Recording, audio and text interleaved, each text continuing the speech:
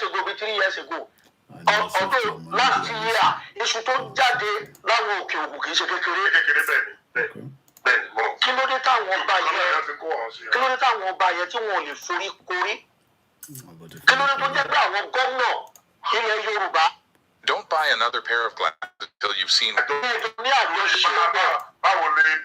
tí wọn ò lè forí korí? Excuse me, this is issue méjì, àwọn ọba àti àwọn àgbà ilẹ̀ Yorùbá àti àwọn politician, àwọn gómìnà, àwọn ló ń gbàbọ̀dé fún ilẹ̀ Yorùbá.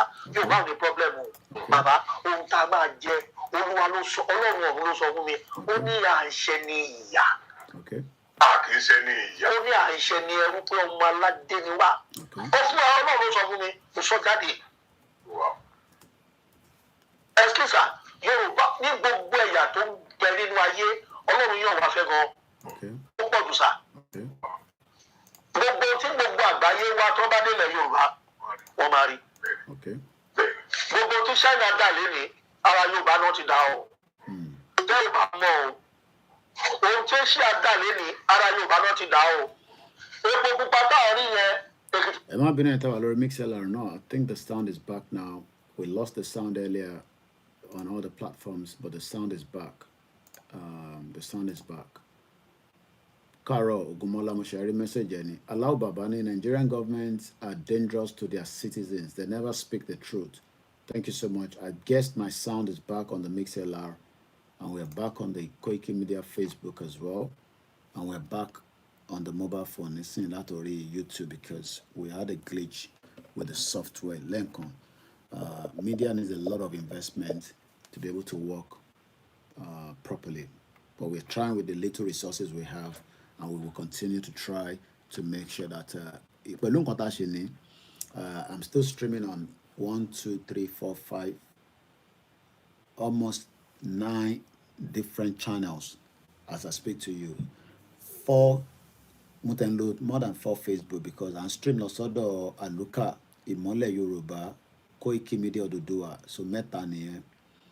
So lórí laptop meta pẹ̀lú Twitter ó di 4, Facebook another one lélẹ̀ ó di 5, Instagram méjì ó di 7, YouTube méjì ó di 9, MixLR 10 channels ni mo fi stream obinda ẹ gbọ́ràn 10. Mr. Koiki wọ̀ gbọ́ yín, ìyàn kan máa gbọ́ inú wọn kan tí dùn ni, ẹlòmíì ó ń tara pé torí èmi ni mò ń ṣé mi mo ní kẹ́ máa wá sí London, ẹbí mọ́ sí tèmi náà ní foresight lọ sí sá kúrò Nàìjíríà. Kí ló dé tí parent tí náà ní foresight? I don't blame you, I blame your parent. Mom sí mi náà rí Nàìjíríà, dọ́là ni mom sí mi fi sá kúrò Nàìjíríà pẹ̀lú òfò kó má sọ wọ́n di alájẹ lọ sáré fún wa ní magí bẹ́ẹ̀ yẹn ní tó mú mom sí tèmi sá kúrò Nàìjíríà nìyẹn. So worry foresight in 1991 mom sí mi sá kúrò Nàìjíríà, and she has traveled to 23 countries around the world. Àwọn ìyá tó lọ ń rajà lọ Cairo, lọ sí Hong Kong, mom sí mi ti lọ sí Singapore, China nìkan ni mom sí mi ò tí lọ sí Turkey, gbogbo Italy yẹn lọ ra gold níjọ́ náà lọ́hùn, lọ sí France ṣeré yẹn ṣeré, Dubai, United Arab Emirates ṣeré, Yugoslavia, mom sí mi ti lọ sí Yugoslavia rẹ̀ nígbà tí Yugoslavia ṣì wà. So tó bá wá ń bínú pé èmi lèmi máa ń pariwo Yorùbá nation láti London, problem tèmi kọ́ nìyẹn, ìwà àti parent ẹni kẹjọ ló máa dé pẹ̀lú yẹn. So ẹ jẹ́ ká padà ká gbọ́, mo kí gbogbo ẹ̀yin tẹ̀sẹ̀ ń darapọ̀ mọ́ wa, àti wà lórí ètò ti ṣe bí almost 2 hours nísìn. So yẹn kàn máa complain. Àwọn tó ń bínú, mo kí ẹ Ìdòwú Michael, mo ṣe rí comment nísìn ni. Wọ́n ní Mr. Koiki, as a matter of fact, the truth shall definitely prevail. Láṣẹ Èdùmàrè, Yoruba nation will move. According to the topic of this morning, actually we need to secure our land, which is Oduduwa land. But our governors were only owó láti bá wa secure, but unfortunately, they're not interested in securing the land. Gbogbo wọn ti gbàbọ̀dé. Òun lè ń gbọ́ Prophet Adebayo. It's a lengthy video. He spoke about a lot of things, but if you talk cut yẹn nìkan ni mò ń lò. Mo kí ìyàwó alẹ́ nǹkan sí Fagbemileke. So we are back in the program. Share, okay, yeah, all the sounds will be back now. Ògúnmọ́lá bá ń confirm pé ṣé audio ń jáde nínú MixLR. So now I'm going to continue. It will just be a little bit length again. I still have the strength. So until feel lawson and lawson a catch up. So part 2 lashing balo for those that have just joined us. We're still live, we're still streaming. The Koikimedia paper review continue. I'm sure some of you have been watching that. So that is a new thing that we talked about that is going to happen. There's a lot of things that more programs will be coming on air as well. But right now, we're doing a test transmission. Okay, yeah, audio and jadi that Shegon allow Baba. Thank you so much. Help us increase the volume. Okay, let's see. Multi pushes, okay. Multi push bias, okay, to the end. So I just keep motoban jadi dada, and I'm using an external mic, so it should be very good. But bear with us, everybody. Very soon, my proper laptop, Taman fin shishe, wala we engineer fix it. Eka Roma yawa Ramatu Ekaboma. Mama fi try to pronounce oruko en dele, but I don't know whether I'm getting it right. Ramatusa, Ramatuisa, you know, but I just say Ramatu, but I know there's another IS. Lenye, Moki Darapamawa. Don't ever think there's a country called Nigeria. So let's continue now that all the platform is back, ready to go. The YouTube is much better now, Lori Koikimedia. Clarity in work babaje. O son your laptop with Mogbe Danilo. If you go what I'm Lori screen me. That's an iPhone. Now to an iPhone you take pashubi weary. Oh buruku. iPhone. There's a lot of opportunities to open up Sile Yoruba. Lo Koikimedia and Lori Kini Olakunle Aripo bad gan. Èmi gan wo ra mi mo pé yes, so bad. You know, ya won ba jini san ni kí ló dé tí mo ṣe wá lo laptop. You won't sọ pé kí n máa lo laptop yẹn mo ń gbọ́ràn. But sometimes, you know, àwa ọkùnrin la máa ṣe sí. So mo kí bàbá Ọbáfẹ́mi. I'm sure some of you are celebrating Nigeria won yesterday. I mean, Nigeria is still a country until everything collapsed. It could have been 3 teams that represent Africa, Biafra, Yoruba, and the Arewa. To bá jẹ́ pé ìlú ìnísìn ó lè ní àwọn kìíní reflect níbí by General Mukuru. Ẹ má bínú ìtawà lórí WD. Mo ti move la phone yẹn. Mo fẹ́ kọ́ máa rí ìyá mi Ìgbòho ni. Ìyẹn mo ṣe rán bend the phone yẹn bẹ́ẹ̀ yẹn. So where are we? We are still talking about Nigeria, okay? Àwọn oníṣẹ́ méjì lórí platform yìí. Ìwọ náà ní right láti sọ pé Koiki orí ọ̀pẹ Nigeria máa dá. But ọkọ̀ máa rántí pé ntí dádì ẹ̀ sọ fún ẹ náà ní àbí.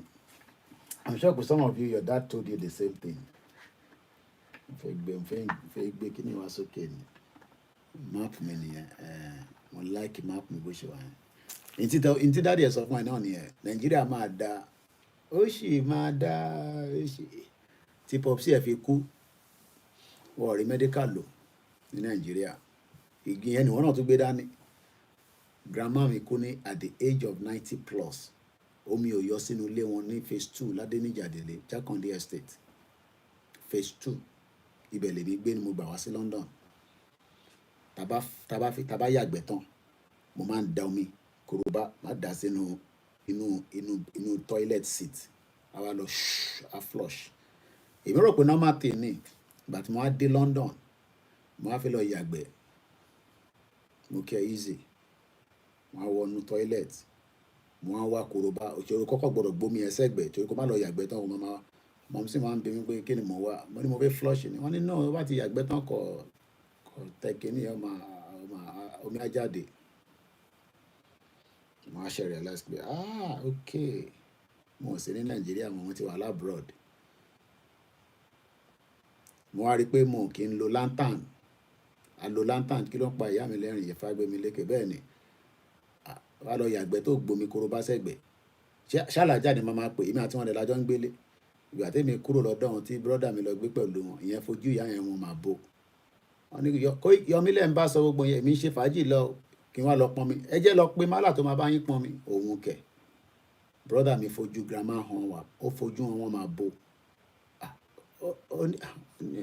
ó bá má ṣe yẹn a ní domi èmi ò ráyè o ó ṣe fàájì lọ́n tiẹ̀ ni ó yàn pé mi láìkì àgbàlagbà ìmọ̀ sáré lọ pọn mi àṣeyà ni mò ń jẹ àwọn pọn mi àwọn agbọn mi á dé London àrígbà mo á lọ sí email address mi Musa Kalam tí mò ń lò yẹn ò ní first email kẹlẹ̀ imagine ní 1998 mo ṣe tán ní 95 3 years after ni mo ṣe ṣe email address. I mean improvement ti wà in terms of exposure ní Nàìjíríà náà nísìnyí you know especially with the social media but má jẹ́ ń tàn yín you are 600 years backwards. Àwọn tó ní understanding mọ̀ tí mò ń sọ.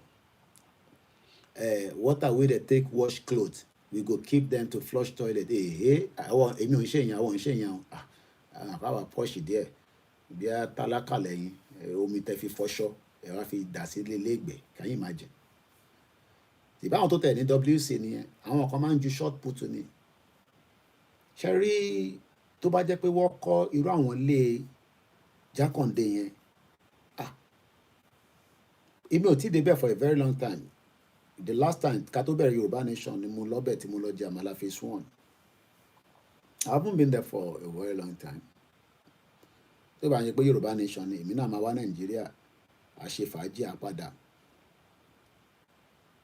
ó dà pé gbogbo phase 4 yẹn ọlọ́mọ ayé kí bẹ̀ yẹn kó rí ó yẹ kó tuntun wó bẹ̀ yẹn kó tuntun develop ẹ̀ to the standard ìgbàlódé kódà tó bá tẹ̀ pọ́ máa gbé fáwọn developer náà ni but government ló máa ní àwa ń talẹ̀ fáwọn ọmọ Ìgbò àwọn ọmọ Ìgbò tí wàá gbọ́n ẹ rò pé àwọn Ìgbò stupid ni ìbáwá la gọ̀ gbogbo àwọn ilé tó wà ní Balógun àti ta gbogbo ẹ̀ àwọn ilé tẹ̀ káwọn kọ́ máa gbé fún wọn bíi rent kọ́ máa gba rent ká máa gba rent lọ́wọ́ wọn but tí Ìgbò bá dé àwọn ọmọ Ìgbò tó mọ business ṣe tábánà fẹ́ rent ilé yẹn wá nínú àwọn fẹ́ rà ni ṣáà wá stupid ṣó yẹ ká wá tà jẹ̀bọ́ yẹ ká rent ẹ̀ ni ilé tí mọ̀mísí mi tọkọ wọn fún wọn ní Nàìjíríà tèmi ilé tí mọ̀mísí mi ilé tí ọkọ wọn Alhaji Ọmọ́táyọ̀ Kóìkì tó kọ́ tó fáwọn ìyàwó ẹ̀ pé ìgbà tí ẹ lélẹ̀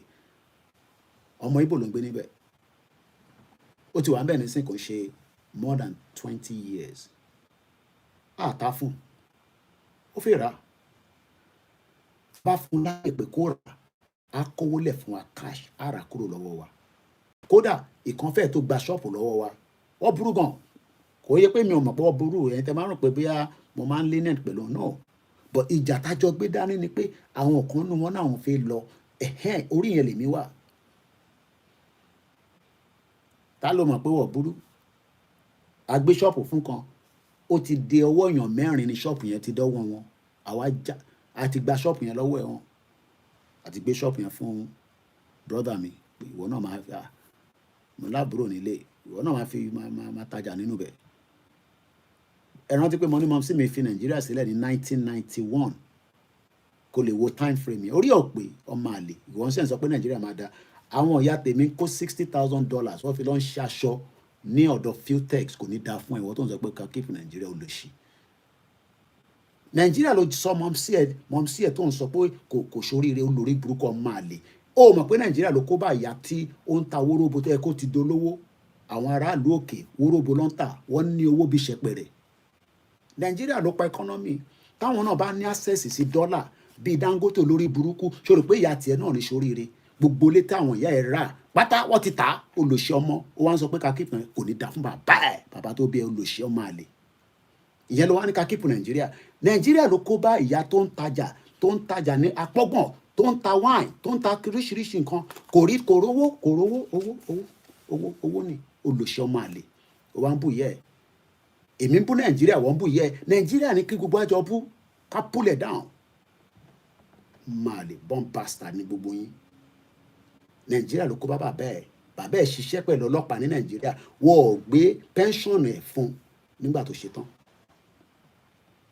àwọn ń dáwó lórí social media after yìí ó sick ó máa ní ìdòwó ẹ̀yin ará Amẹ́ríkà nice àwọn ọmọ bọ́ ṣe ń dá àwọn owó yẹn èmi pariwo nísìnyí pé Yorùbá nation support wa àwọn ò ní dáwó yẹn mo á send $200 sí yín sínú àkáǹtì yẹn rí nísinsìnyí ẹ bá wa tọ́jú bàbá yẹn Ọlọ́run fún lálàáfíà bàbá wo mélòó lẹ fi tọ́jú tó bá yá àwọn ọmọ yín èpè ló máa ṣe fún gbogbo yín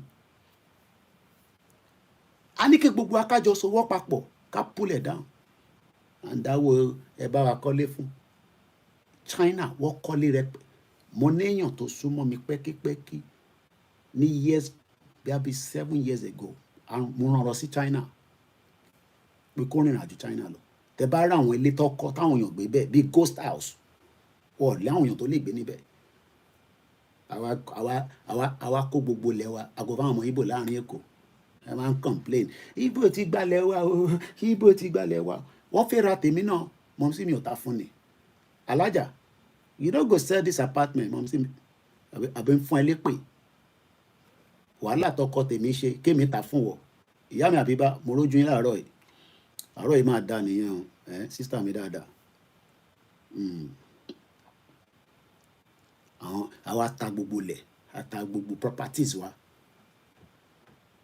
ata property ti bá imagine kó jẹ́ pé ìyá tèmi náà ta wàhálà ogún ọkọ ẹ̀ kó wá ta fọmọ Ìgbò kan happy weekend àwọn yẹn ti wá gbọ́n àwọn náà wá bẹ̀rẹ̀ sí ń ra lé àwa wá ń rẹ́ǹtì ilé lọ́wọ́ ọmọ Ìgbò láàrin Èkó olóṣì ṣèbí ìwọ ló ta tiẹ̀ àwa ń padà rẹ́ǹtì ilé kàyí imagine kọ́ ọmọ Èkó àwa lọ́mọ Èkó àwa ń rẹ́ǹtì ilé lọ́wọ́ wọn ìbá àwa la ta property fún wọn sáwọn ní property ni kò jẹ́ ká tà ó yẹ ká máa rẹ́ǹtì àbí ká lẹ́sẹ̀ fún wọn ni.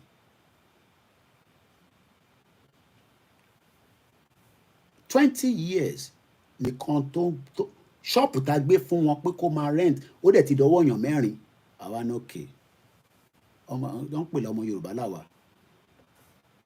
owó ń tá a ṣe fún àní sọ́yìn lórí social media bó yẹ ọmọ Yorùbá ṣòfẹ́ kó òfẹ́ kúrò ní ṣọ́ọ̀pù yá àbí wà ó kù díẹ̀ bí a bá bá ẹ ló ní ṣọ́ọ̀pù ni bí àwa la ní ṣọ́ọ̀pù ni a lè wà ní London lóòótọ́ bá a fojú ẹ̀wọ̀n ìmọ̀ àwa gbé lọ́ọ̀yà dìde àkọ́kọ́ sọ pé àgbà rẹ́ǹtì mọ́ for the next 3 years a fún un ní rẹ́ǹtì yẹn but lẹ́yìn ọdún mẹ́ta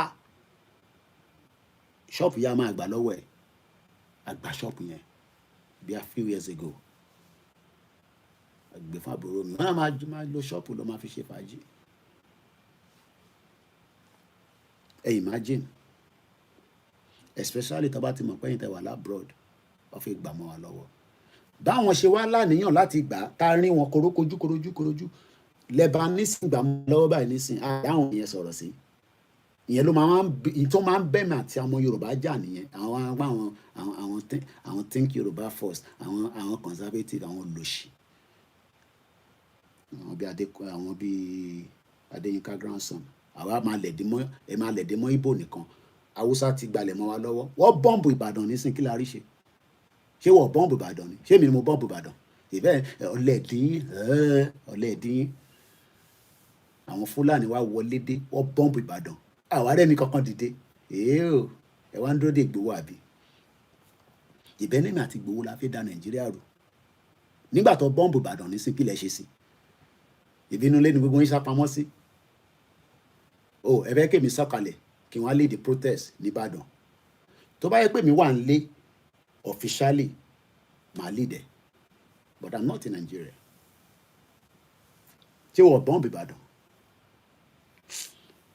ẹ jẹ́ ń stretch ẹsẹ̀ mi lọ sókè màá sọ̀kalẹ̀ padà wá àbẹ́yẹ ká pa náà ká máa lọ sùn wọ́n ló máa lọ sùn. I was at Ibadan when the thing blasted. The whole city shook that evening at 7:44 p.m. Wàá sunkún fàbíàmọ́ tó bá dé Ìbàdàn ní Bódìjà. Àwọn olórí burúkú Fúlàní. Wọ́n ṣe testing fún wa. Gbogbo wa wá ń wò bí bọ̀rọ̀rọ̀. Ẹ̀mọ́ tó ń pè ní bọ̀rọ̀rọ̀. Òyìnbó kan tí mo ṣe dictate nìyẹn. Governor wa dé bẹ́ẹ̀. Everybody calm down. We are looking into the problem. Ṣé mọ̀ kó máa pé 2 weeks níjọ́ Tuesday tó ń bọ̀ yìí. Ṣé mọ̀ pé wọ́n ti mú ẹnìkan ẹ mọ̀ pé wọ́n ti arrest anybody. Àbí ẹ̀yin tẹ́ wà Nàìjíríà ṣé wọ́n ti arrest ẹ̀yin kankan ṣá. Bomb bastard country. 2 weeks àìtí rí ẹnì kankan pé wọ́n gbé wá sójú. But tó bá jẹ́ pé àwọn ọmọ Yorùbá ló, I'm not here to defend ọmọ Yorùbá tó ń commit a crime o. Tó bá jẹ́ pé ọmọ Yorùbá ló jalè láàárọ̀ ẹ̀ nísìn wàá gbé ojú ẹ̀ síta ọmọ Yorùbá ti jalè bla bla bla bla. Ṣé gbọ́n nǹkan táwọn Mìyàn tí àlà sọ tí bá padà dé lórí ìjókòó àlọ́kà yẹn fún yín. Wọ́n threaten Tinubu lọ́wọ́lọ́wọ́. Koiki ó lè jókòó sí London náà kó wá da Nàìjíríà rú. Wọ́n ti bọ́ǹbù yín nísìn kí lẹ ṣe sí ẹ̀yin wèrè. Wọ́n ti bọ́ǹbù yín ní Nàìjíríà nísìn kí lẹ ṣe sí. Nothing. We all sá lọ and keep quiet. No single protest ní gbogbo Ìbàdàn. Nígbà tí wọ́n sà sí wa ní ṣá. Nítorí pé constitution right yín ni pé kẹ́ dìde kẹ́ sọ pé no kí ló ṣẹlẹ̀ gangan ní Ìbàdàn. Everybody ti sá wọlé. Wọ́n ti threaten yín. Nígbà tí wọ́n ti train kọlu mọ́tò ní Ìkẹjà ẹ̀yin ò ní rántí family tí ó kú nínú ẹ̀ ló máa rántí. Mo wá sórí social media mo ní kí àwọn ará Lagos dìde ká protest ọmọ àlè kan jáde ó ṣe program fèmí ẹ wá rò pé mi ń ṣe fracas èmi ọ̀rá yìí máa dá yàn kankan lórí àwọn èmi tèmi ń bá international community ìfa wàhálà ni mo máa dá àwọn refrat kan ní Nàìjíríà tó ń sọ̀rọ̀ sí mi ṣé èmi jẹ́ gẹ́gẹ́ bí bọ́lẹ̀ kájà media ni mo ní tó bá yá gbogbo wa là máa jẹ breakfast èmi 3 years ago èmi ẹ̀ sọ pé èmi àti Ìgbòho la fẹ́ gbógun wọn Nàìjíríà shut up ẹ̀yin máa lè ẹ̀yin tí bàbá yín ò lówó rí lọ béèrè lọ́wọ́ Ebenezer Obey kó béèrè pé ta ló ń pè ní Alhaji Mojeed Ọmọ́táyà Koiki constant star president inú ọlá ló bí mi sí. ẹ gbọ́ tí bá Professor Adébáyọ̀ kò ní bàjẹ́ fún yín bàbá mo rí rí àsọ̀rọ̀ rí a rẹ̀ ní láti ríra ká sọ̀rọ̀ òtítọ́ lẹ gbé dání òtítọ́ tẹ gbé dání yẹn ẹ máa là mọ́ wọn lórí àwọ̀ ní bọ́ba àní bújòyè ẹ̀gbọ́n tí bàbá yìí sọ ìdè wá ní àbí ẹnu ẹni gbogbo àjọ wà Kúnlé Baker ti bínú láàárọ̀ ó náà pé torí pé kò rí mi lẹ́jọ́ méjì ó wá dọ́bù lówó yẹn 20 ló send 10 ló máa tí bá tún padà wá lálẹ́ ó tún máa fún mi ní 10 bọ́ láàárọ̀ ó bínú tán kò ní tán níbẹ̀ fún ẹ̀gbọ́n mi inú òtútù rẹ ti ń rówó ìlóòótọ́ àjọ wà ní òtútù ni but ìfẹ́ tẹ ní sí wa náà lẹ fi ń báṣẹ́ lọ thanks so much we love you. Ẹ̀gbọ́n mi triple DRS òyìnbó yìí ti pọ̀jù kí lẹ sọ láàárọ̀ ẹni I said so that after 2 weeks we had nothing about the bomb again.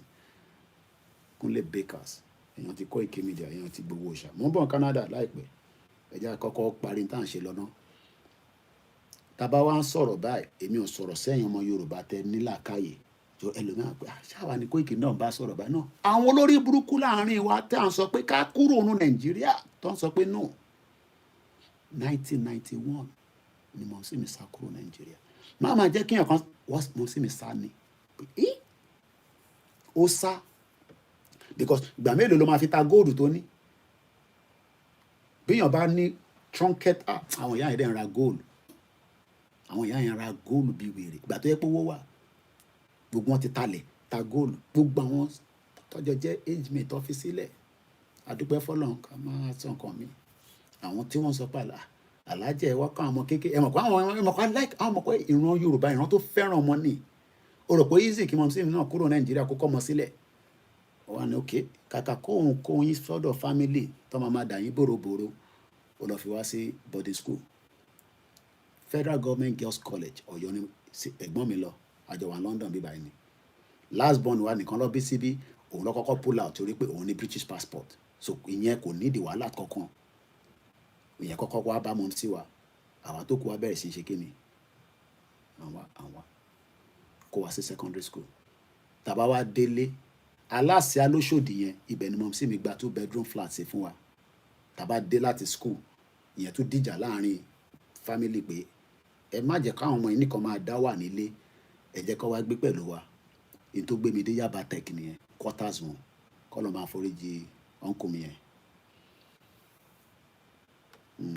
àwọn àbúrábá family àwọn bàbá yẹn ṣe wàhálà ní Yaba Tech ọ̀gá gidi ni wọ́n èèyàn máa lè èyí tó ṣe bí èyí tó bí ní 1999 èyí lẹ́sẹ̀ máa sọ pé Nàìjíríà máa da máa lọ ṣe ìyàwó ẹ kó lọ ṣe ritual in tó fẹ́ fi lówó nìyẹn wèrè ṣé n tó fi ń lówó labroad nìyẹn dó wọ́n ń ṣe drug wọ́n ń ṣe gbogbo ẹ̀ nílùú ìbọn tó bá níṣẹ́ lọ́wọ́ tí system ń ṣiṣẹ́ you will be able to make money.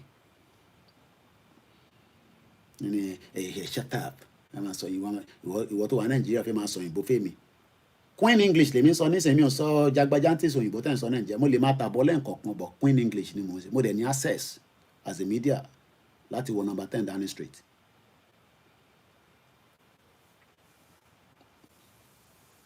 Débẹ̀ ní 3 weeks ago kan ní lọ́lọ́pàá kan bí ó rò pé bí ó rò pé terrorist ni mí ẹ mọ̀ pé àwọn yẹn ya wèrè racism pọ̀ nílùú yìí kàkà kọ́ wá súnmọ́ mi ó wá wò pé bí àwọn á na báàjì sí wàpá pé lè mọ tó ń ṣe o wọn I've never seen you here before money you are probably a new staff níbí ìbàdàn ló ṣe rí mi ìbí wọn rotate ẹ̀yìn náà à ń sọ pé Nàìjíríà ti dé stage tó gbọ́dọ̀ review ara ẹ̀ yes Tinubu has the right láti di president ó ti di president then what next a fún yín ní regional government ẹnu ìlàwà a máa rí a fún yín ní autonomous autonomy not autonomous autonomy ẹnu ìlàwà yìí a fún yín ní state police local government ló ń ṣiṣẹ́ ẹ̀ tó bá di àárọ̀ nísìn mo ti ṣe fídíò ẹ̀ aago 5 gbọ́dọ̀ lù àwọn tó máa wá kólẹ̀ wọ́n better off àwọn senator lẹ́yìn ìbẹ́ ẹ̀rí Yàyà Bello tó ń dọ̀bálẹ̀ fún ẹ̀yin ò rí fídíò yẹn ni ẹ jẹ́ àgbọ́ Prophet Adébáyọ̀ mú bọ̀.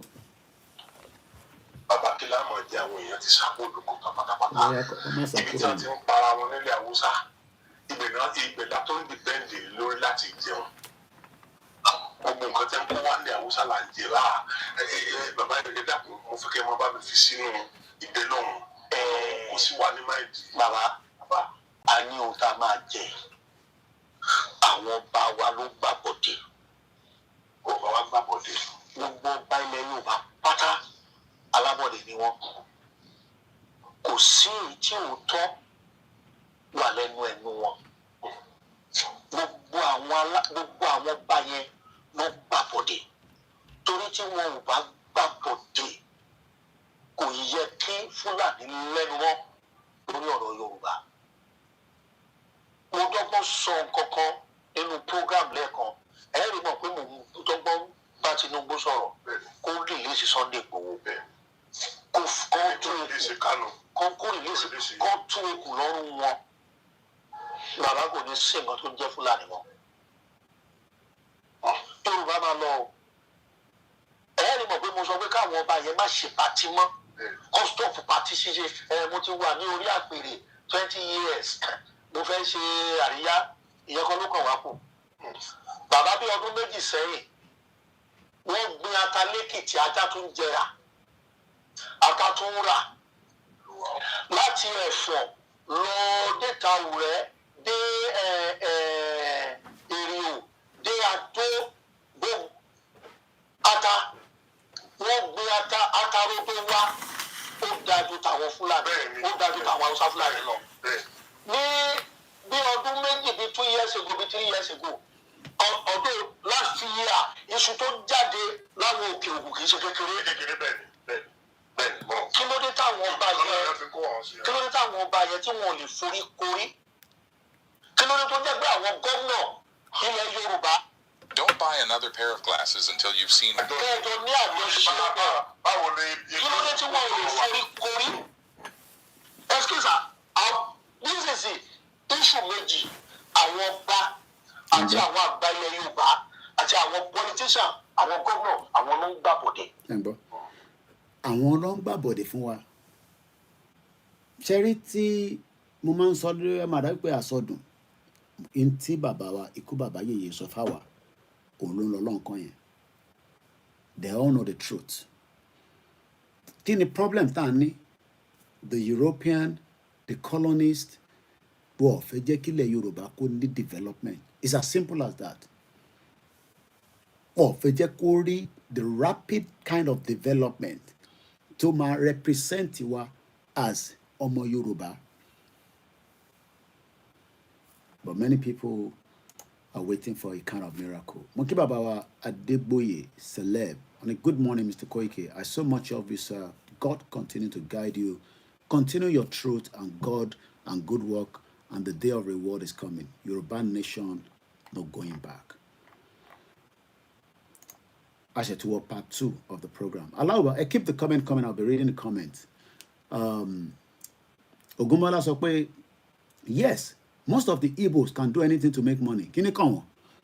Wọ́n lè gorí bàbá àti ìyá mi kọ́ fi kí àwọn Igbo. Wá gorí anybody. Àwọn tó ń ta fake drug, fake ta kíní. But ìyẹn kọ́ ni issue. The real kókó issue ni pé constitution Nigeria ó fún wọn ní right láti gbé láàrin wa. Ibi tí problem ti wà nìyẹn. Because constitution Nigeria ó sọ pé gbogbo wa we are one. Àjọṣe constitution yẹn ni irọ́ dẹ̀ ni. Is a fraud. Lóòótọ́ a ní state constitution tiwa náà. We hope that our governors will continue to amend. Ẹni tó bá wà in distress, kí governor of the ilẹ̀ Yorùbá ẹ ra ilẹ̀ yẹn mọ́ wọn lọ́wọ́, ẹ ra property yẹn mọ́ wọn lọ́wọ́. Ẹ má jẹ́ ká tà fájòjì. Àjòjì tá a bá dẹ̀ máa tà fún, ẹ jẹ́ kó jẹ́ pé ó ní process, ó ní due diligence. Kò ṣe kí ká máa sọ pé yẹn wọ́n ti gbalẹ̀ mọ́ wa lọ́wọ́, ó di jẹ́ kìnnìkan, ìyẹn la wá gbé dání. No. And moreover, wọn náà fẹ́ lọ, ẹ jẹ́ kó máa lọ.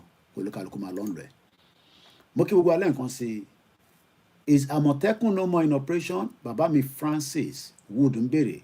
Dáàdì wọ́n ṣì ń ṣiṣẹ́. Wọ́n dẹ̀ ń ṣiṣẹ́ dáadáa o. Àfi tá a bá fẹ́ parọ́ o. We must give kudos to Àmọ̀tẹ́kùn àti àwọn Àgbẹ̀kọ̀yà àti so many different àwọn representatives wa. But wọ́n kàn need much training, kọ́ dẹ̀ fún wọn ní the right equipment. Mo ní mo fẹ́ ka táwọn Miyati Allah àwọn yẹn threatening Tinubu. Ó dà pé wọ́n mọ̀ pé Tinubu ló wà níbẹ̀. Ọmọ lójú ọdẹ kò sí ìtọ́kàn Tinubu. Á dé pẹ̀lú gbogbo yín. Ẹ jẹ́ ká lọ kan tí wọ́n sọ síta. This has been trending in the last few hours. Ìyẹn ní látànà. Èmi ti gbé sórí Twitter mi. Ẹ ṣé gan ni Daddy wa Francis. Lórí gàrí ìkéde okay màá kà yẹn later. So jẹ́ kí n kọ́kọ́ ka ilé náà. Now, this got to me yesterday. Mo kí gbogbo yín gbogbo wa pátápátá. Àwa tá a jẹ́ Christian tá wà nú àwẹ̀ àdúrà wa gbà. Èmi náà wà nú àwẹ̀ o. Mo kàn ti mu tí àti consolata láàárọ̀ yẹn ni. But I'm serious, èmi náà gbàwẹ̀. Mo kí àwọn Mùsùlùmí, mo kí àwọn alásàlátù. Gbogbo ẹni tó ń go through one pain or the other. Àwa tá wà labroad now, we're going through a lot of pains. So, kò ń ṣọ̀rọ̀ owó, but sometimes, loss of families, loss of friends, and that's into burú jù ni pé kíyàn lose èèyàn. But kódà bí èèyàn dàgbà síyàn lọ́wọ́ gan tó bá kú ó sì máa wà painful. Mọ̀mísí mi náà èèyàn kan náà kú nínú kan náà àwọn ọ̀rẹ́ wọn kọ́lọ́n bá àforíjì family yẹn. It's a very difficult time, but it's life. Ayé kankan dẹ̀ parẹ́ o, ayé kan máa parẹ́, èmi ò believe in that. Do your best for humanity and make sure o ní láti criticize. O believe nínú ẹ̀sìn kan fi sílẹ̀. Àwọn tó ń ṣe oníṣẹ̀ṣe fi wọ́n lẹ̀, ẹni tó ń ṣe Kristẹni fi wọ́n lẹ̀. But ọ̀rọ̀ Yorùbá nation ẹ jẹ́ kí gbogbo wa àti Mùsùlùmí àti oníṣẹ̀ṣe àti Kristẹni ẹ jẹ́ àsowọ́ papọ̀ ká béèrè ẹ̀tọ́ wa. Mo kúkú tí náà fẹ́ jagun nísìn, but mo ní a máa jagun. But àìtí the stage a máa jagun. Àwọn Simon Ekpa nísìn ìbọn làwọn rà. Fact ni ìbọn làwọn Simon Ekpa rà. Mo ti sọ ní program tá a bẹ̀rẹ̀ láàárọ̀ yìí. A ti lọ sí over 3 hours plus nísìn. Ìbọn làwọn rà, kò sí tó kàn wọ́n pẹ̀lẹ́ àrùn ọjọ́ kọ̀ọ̀kan mọ́. Owó tó ń dá ìbọn lọ́n rà láti fi defend ara wọn dẹ̀ ni. Tí Nigerian soldier bá dẹ̀ lọ́bẹ̀ tó bá pa wọ́n, àwọn náà pa wọ́n padà. 2 fighting ni. And United Nations is as useless as tissue paper. Máa ka ntí ká tó ka ilé ẹ̀jẹ̀ nsá ntí bọ̀bọ̀ kan wọ́n ń pè ní oppressor tó sọ nípa olórí burúkú ọmọ Fúlàní tó wà ní United Nations yẹn. Ẹ rántí girl yẹn, Amina. Màá sọ nǹkan tí wọ́n sọ fún tó sọ nípa ẹ̀. Bọ̀dì bàbá wọn pè wọ́n kan ní oppressor 99%. I follow him on Twitter as well. Mo kí yàwá Wúrà _ Yorùbá ní mí. Yàwá Ìfagbémilékè mo kí.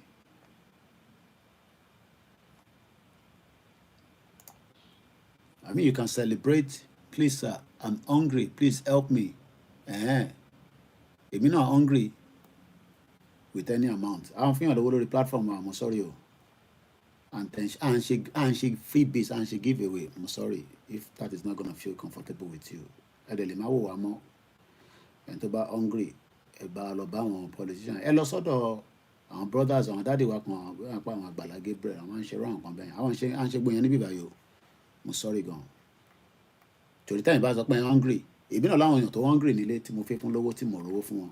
Account mi nísìn 20 or 300 naira ló wà ń bẹ̀. Mo dẹ̀ lè send owó láti London to anybody. I'm sorry. Àwọn ṣe freebies níbí báyìí. Ẹ jẹ́ ká kan tí ó kọ nípa olórí burúkú ọmọ àmì náà ọmọ Fúlàní yẹn. 99% oppressed ni bàbá yẹn jẹ́ pedo Nigeria. Ó good gan. Ó dẹ̀ ní a lot of intelligence gan lọ́wọ́. The day this woman, Amina J. Mohammed, ẹ farabalẹ̀ kẹ́ gbọ́, Mr. Bamidele Ali Mokin. The day this woman, Amina J. Mohammed, was appointed as the United Nations Deputy Secretary General. Then everyone is hungry. Èmi gan hungry. I knew the United Nations is finished. This Fulani woman is a supporter of bad governance, a supporter of jihad and terrorist sympathizer. She has never for once condemned the killings.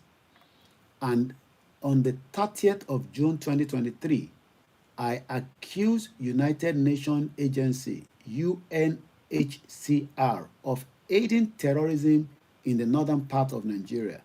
I accuse them of giving weapons to terrorists. Some northern idiots who are the main victims of this terrorism came abusing me. Today, it is now confirmed in Palestine. News in jáde látànà pé owó UK náà sanwó kankan fún anybody mọ́ nísìn. Ó dà pé àwọn ìlú kan náà ti sọ pé àwọn sanwó mọ́. Kí ló ṣẹlẹ̀? Ẹ jẹ́ ká kà. The US State Department has decided to put a temporary hold on funding for the UNRWA, the main United Nations agency in Gaza. It comes following allegations that at least 12 of the UNRWA employees took part in the October 7th massacre against civilians Israelis perpetrated by Hamas. Again, another one breaking. Canada announced suspending all funding. Sherry, funding of terrorism at the Solori program here. United Arab Emirates, Lord Abdullahi Lukelon, they told us that 6 Nigerians were funding terrorism from their country. What is jail one? Àwọn tó wà nísàlẹ̀ wọ́n sọ fún Nigerian government, Buhari olórí burúkú ọmọ Fúlàní, sympathizer for terrorism, pé kóun náà ṣe the same thing. Ṣé mọ̀ pé àgbọ̀n kankan mọ́? Ẹ̀yin tẹ́ ẹ ní wọ̀ bọ́ǹbù Ìbàdàn. Mo tún sọ fún yín láàárọ̀ yìí. Èní ni Sunday 28th day of the first month in 2024. Aago mẹ́jọ fẹ́ lọ lù nílùú òyìnbó ni mo wà. Ìṣẹ̀lẹ̀ tó ṣẹlẹ̀ ní Bódìjà yẹn was a bomb blast. Sanwó-Olú ó mọ̀ pé bọ́ǹbù ni. Mákindé mọ̀ pé bọ́ǹbù ni. Adeleke mọ̀ pé bọ́ǹbù ni. Oyèbánjí mọ̀ pé bọ́ǹbù ni. Ayétidé mọ̀ pé bọ́ǹbù ni. Gbogbo governors wa ló mọ̀ pé bọ́ǹbù ni. Ṣé wọ́n máa ṣe nǹkan kan sí ẹja tó padà sọ́dọ̀ bàbá wa yìí, Prophet Adébáyọ̀? Ó ní láti bí bàbá yìí bọ̀ farabalẹ̀ gbọ́n kan tó sọ. Lẹ́yìn ilé màá ka àwọn Fúlàní yẹn. Gbogbo nǹkan tẹ́ ń kó wá ní Haúsá là ń jẹ bàbá yẹn dàpọ̀ mo fi kẹ́ mọ́ bá mi fi sínú ìdè náà kó sì wà ní máìdì. Bàbá a ní ohun tá a máa jẹ. Àwọn ọba wa ló gbàbọ̀dé. Ẹ ń gbọ́. Ọba wa gbàbọ̀dé. Gbogbo ọba ilẹ̀ Yorùbá pa. Ìyá tó ń béèrè pé bí ń pa yín, àwọn ọba yín ló gbàbọ̀dé. Ẹ lọ ké sí palace ọba. Mo mọ state tẹ wà. Ẹ lọ síwájú ilé ọba láàárọ̀ yìí. Kẹ́ lọ sọ fún ọba pé bí ń pa yín. Ẹ má wá sórí Instagram pé sọ pé bí ń pa yín. No. Ẹ gbé àwọn ọmọ yín. Ẹ lọ sunkún bí ẹ̀yin gan lè bring protest táwa ń retí. Tẹ́ bá lọ, tẹ́ bá nídìí mídíà, màá ní kí mídíà mi tẹ̀lé yín ka fídíò yín mọ́ bẹ́ẹ̀. Ẹ wá sórí social media nísìn, wọ́n náà bá ló wà tó ti gbà bọ̀dẹ̀. Ẹ lọ bọ́ba, ẹ wá ń bá wa lórí social media pé ká fún yín lówó. Ìyàn mélòó la fẹ́ máa fún lówó? Tẹ́ ń bá fún yín lówó, àwọn tó wà nílé tó jẹ́ family mi tó wà nílé, báwo bá ṣe fẹ́ fún wọn lówó? That is the reason why we are saying that gbogbo wa la máa jẹ breakfast. Everybody máa fly account lórí social media. Ẹ fún wa lówó, ẹ fún wa lówó, ẹ fún wa lówó. Owó wà nílé ní Ọ̀ṣun state, owó wà níbẹ̀. ní Ọ̀yọ́ state owó wà níbẹ̀, ní ọ̀dọ̀ tèmi lógùn state, lẹ́kìtì, ní Oǹdó, gbogbo wa lówó wà ní state. ṣe bá àwọn gbọ́ tí wọ́n ní ebi ń pa gbogbo wa, ebi ń pa everybody. wọ́n wá sórí social media máa béèrè owó. alábọ̀dé ni wọ́n. wọ́n ní alábọ̀dé ní gbogbo àwọn ọba, èmi kúkú kọ́ mo sọ, Prophet Adébáyọ̀ ló sọ, wọ́n ní alábọ̀dé ní gbogbo wọn. kò sí èyí tí òótọ́ wà lẹ́nu wọn. ṣé ń gbọ́? ẹ jẹ́ àfihàn sílẹ̀. My Middle Belt people read statement by the Fulani nationalist movement on the national issues. Number 1, on the arrest of the Fulani leader and our last warning. Ẹ rántí pé wọ́n ti arrest ìyáwó Rukayat Ọmọwùmí Kábọ̀mà. Ẹ rántí pé last week Tinubu ní kó lọ gbé olórí burúkú tó set up vigilante 1,400 of about 4,000 vigilante ní Nasarawa. Ẹ̀wọ̀n kan ti arrest ẹ̀, àwọn Fúlàní wọ́n fún Tinubu ní ultimatum. We hereby reintegrate our demand for the immediate release of President of Miyetti Allah, Kautal Hure Bello Bodejo. Ẹ káàbọ̀ ìyàwó Rukayat, ṣàlàfíà lẹ́wà, àwọn ọmọ ńkọ́ àti gbogbo family. Release Bodejo or the government will have itself to be blamed. Gbogbo tó máa da Nàìjíríà rẹ̀ lèmi kúkú tọrọ lójoojúmọ́. Kọ́tẹ̀ dá wàhálà lẹ̀. Mo kí ìyàwó bàbá mi Yẹmí Fátókì, ẹ ṣé gan ni. Wọ́n ní ẹ kú iṣẹ́ takuntakun, my dear brother. Well done, God will continue to bless you. Ẹ ṣé gan ni dẹ̀ kó àdúró tì. Wọ́n náà wọn we hereby give 72 hours. Gbogbo wọn náà lọ máa ń give 72 hours àwọn olóṣì. Ẹ̀rọ táwọn kan tó fún Tinubu ní 21 days. Wọ́n tẹ̀ náà wọ́n ní kó oúnjẹ wá mọ́ àwọn olóṣì. Àmọ́ oúnjẹ ọ̀fọ̀ tẹ̀ ń kó wá. Oúnjẹ tẹ̀ ti fi kẹ́míkà oríṣiríṣi sí. Gbogbo ìjẹ́ ẹ̀ka wa máa ṣe nílẹ̀ Yorùbá ẹ destroy ẹ kó màálù síbẹ̀. Dangote ń gba owó, ó ń fi dọ́là, ó ń gba ship dollar ló ń gbà. Mo lè pronounce cheap, mo kàn ló bẹ́ẹ̀ ni ship dollar ló ń gbà. Àwa máa fi rajà nísìn. Ọmọ ẹ̀ tán powó lè ní láàárọ̀ yìí. Ṣé o mọ̀ pé méjì ni máa ń ṣòtẹ́lẹ̀? Ṣé o mọ̀ pé tí bá tẹ̀rẹ̀ ẹni tó ń bọ̀ nílé lẹ́nujọ́ mẹ́ta, ẹni tó bá ní náírà, mo náírà ti lọ́lẹ̀, mo need extra sí because it's like pé tẹ́lẹ̀ nígbà tá a bẹ̀rẹ̀ conversation yìí a máa ń sọ pé 1,000 ní £1 ó ti di ó ti kọjá 1,500 nísìn 1,000 so mo need another 200 naira tó máa wà lórí ẹ̀ ó ti di 1,790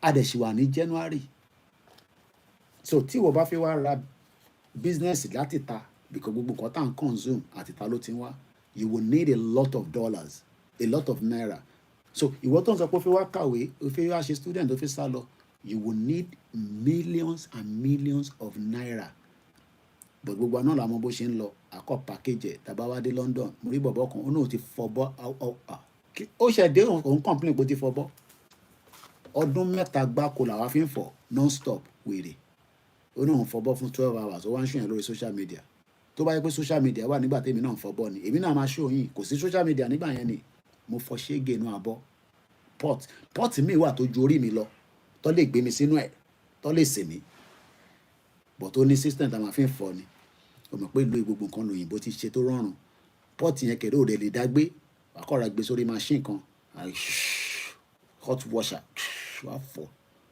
àtúrọ̀ra tọ́nẹ̀ tó bá ṣubú lé ẹ lórí ó ṣó ààrẹ ó ní I came to London I pay my school fees ó wá ṣọ ọwọ́ ẹ̀ gbogbo ọwọ́ ẹ̀ ti jẹ ó tí mọ̀ kankan jìbí wò sọ fún òyìnbó pé olówó tó fẹ́ fi wá kàwé ni ó ń sọ̀rọ̀ ẹ̀ di DJ copy ó sọ̀rọ̀ ẹ̀ di àwọn ọmọ olè haúsá tó wá ń kàwé labroad ó sọ̀rọ̀ ẹ̀ di àwọn ọmọ politician ẹ̀ ń farawé àwọn yẹn gbogbo yín jẹ́ mọ̀ pé ẹ̀ lówó ká má tún mẹ́nu bà yẹn ká má ní Koiki Obama máa expose gbogbo yẹn lọ títí lórí social media wọn fáwọn èèyàn oríṣiríṣi ló ń gbọ́ ẹ̀ ṣé gbogbo aláàmọ̀ yẹn bó ṣe ń lọ ṣé gbogbo aláàmọ̀ bó ṣe ń lọ wọn farawé àwọn olè olówó tó ti jí owó Nàìjíríà tó yẹ pé upfront làwọn sanwó school àwọn ọmọ fọdún mẹ́ta ìwà náà fọbọ ẹ fọ ṣégi àbọ tẹ bá dé London ẹ̀yin tẹ̀lé máa ń sọ pé ìgbẹ́ ń rùn tẹ bá dé òun sọ pé ìgbẹ́ òyìnbó tó ń clean ń rùn ẹ̀yin táwọn èèyàn ṣe ta fi ń send owó sábrọ̀d láti ilé ta fi ń send ẹ̀sìn yín nìyẹn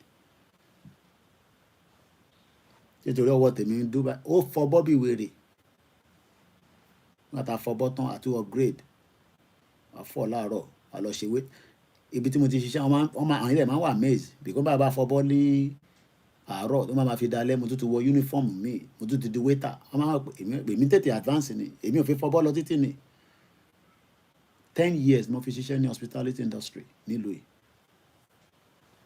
yìí tí mo anything ẹnu ní gbogbo ọjọ́ wáyé so àwọn lè fún Tinubu ní 72 hours ṣé ń gbọ́ ọ rò pé Buhari ló ṣì wà ń bẹ̀ kí lọ́nà àwọn máa ṣe wọ́n náà máa dá ogun sílẹ̀ sí Nàìjíríà ìwọ máa sọ pé dey play ṣèbí bọ́ǹbù lọ́jù sí Ìbàdàn nísìn kí ni gbogbo wa ṣe ṣe nothing ẹnu la ní bí àjàkadà tèmi àti ìwọ ẹnu la ní ọjọ́ bọ́ǹbù nísìn gbogbo wa dákẹ́ ṣó dìgbà tó bá bọ́ǹbù Lagos la máa react so ṣé Ìbàdàn kì í ṣe ilẹ̀ Yorùbá ṣé bọ́ǹbù tó jù yẹn ní Ìbàdàn ṣé Kaduna ló ti jù why are we living in denial ẹ̀ ń dúró kí pásítọ̀ kan wá sórí orí pẹpẹ kó wá sọ fún yín pé a ti wà ní wàhálà o ṣèbí prọfẹ̀tì kan ló ń sọ̀rọ̀ yìí nísìnyí kí ló dé tẹ̀ fi gba tẹ́lẹ̀ yìí sọ ẹ̀ ń dúró kí bàbá yín àwọn dáde yín àwọn ọkọ yín àbẹ́ ẹ̀ ń dúró de Ọ̀ṣínbàjò short man devil lórí burúkú man bẹ́ẹ̀ ni mo sọ because ó wà lára àwọn tó ní kó pa Nnamdi Kanu ó dẹ̀ wà mórí ẹ̀ masbi bàbá àgbàlagbà happy Sunday ó wà lára àwọn tó ní kó wá pa Ìgbòho sílé ìyẹn olórí burúkú Ọ̀ṣínbàjò born bastard àná òun pastor economy náà kan láàrin tó ṣe tán after 8 years òun ti sá lọ nísìnyí àti ìyàwó àwa a máa ránṣọ lórí social media a máa ṣó yẹn fáwa àwọn wèrè gbogbo àwọn ọmọ wa sisters wa tó ń ránṣọ wọ ọ̀rí nǹkan kan fi ṣe ẹ̀báyé jẹ́ ẹ̀bọ̀rún jẹ́. wọ́n ní we hereby give 72 hours notice failure to release him the Nigerian government will hear from threatening wa níta bá fi ṣe ní kẹ́ṣe ìbẹ́ ti bọ́ǹbù Ìbàdàn àwọn ọ̀dẹ̀ ṣe kankan but ẹ̀ túbọ̀ ṣe tó kù tó bá yá gbogbo ẹ̀ máa pín. Number 2, post-election imminent crisis. We have deliberately been silent for obvious reasons, chief of which was the intervention of our elders before the 2023 election. Àbúrò wọ̀nyí nísìn wọ́n sọ fún wa pé àwọn kan ṣe pé àwọn ọmọ táwọn lè ṣe o post the election imminent crisis. Unfortunately, the elders gave us false promises that they will hand over the presidential seat to someone who can protect Fulani interest. Fulani ló ń sọ̀rọ̀ yìí wọ́n ní Buhari promise àwọn ìyẹn ni Buhari ṣe play géèmù forí gbára wọn ó ní kò sí bàjọ́ náà kò sí bàjọ́ wèrè ó ní kóun náà lọ gba presidential form can you imagine ẹni tó yẹ pé Tinubu ló gbé débẹ̀ òun náà wá fẹ́ di president mọ́ Tinubu lọ́wọ́ Tinubu tó dẹ̀ ti gbọ́n tiẹ̀ Jagaban pẹ̀ẹ́ Ọ̀ṣínbàjò ebi mi mo fẹ́ síbẹ̀ nítorí pé àwọn Fúlàní ti promise Ọ̀ṣínbàjò pé ó máa di president but Buhari mọ̀ pé Ahmed Lawan lòun fẹ́ lò Tinubu dẹ̀ ti mọ géèmù yẹn so kí ni Tinubu ṣe Tinubu náà dà we will see ó kọ́kọ́ release ó kọ́kọ́ pe Wàsíù máa gbóná pa àwọn ọmọ Yorùbá láìkè máa bọ̀ Wàsíù wá bá mi bá wọn sọ̀rọ̀ ẹ̀ràn pàwọ́ akẹ́rẹ́ tó bá ti fi orin àti ijó Ọlọ́run Elédùmarè ló gbé yẹn láwa lọ́wọ́ tá bá ti gbọ́ bíìtì báyìí gbogbo tó ń ṣe wá àti gbàgbé tó ń ṣe wá so kí ni Wàsíù kọ́kọ́ ṣe ó kọ́kọ́ bá wa ju eléyìí síta kí ló jù síta ó kọ́kọ́ ní ká lọ enjoy eléyìí. wọ́n sọ̀rọ̀ epo epo àwọn á di 200 á di bàbá ẹ̀fọ́ kan balẹ̀. ó yá fi bíìtì sí lábẹ́lẹ̀ ẹ lọ fọkàn balẹ̀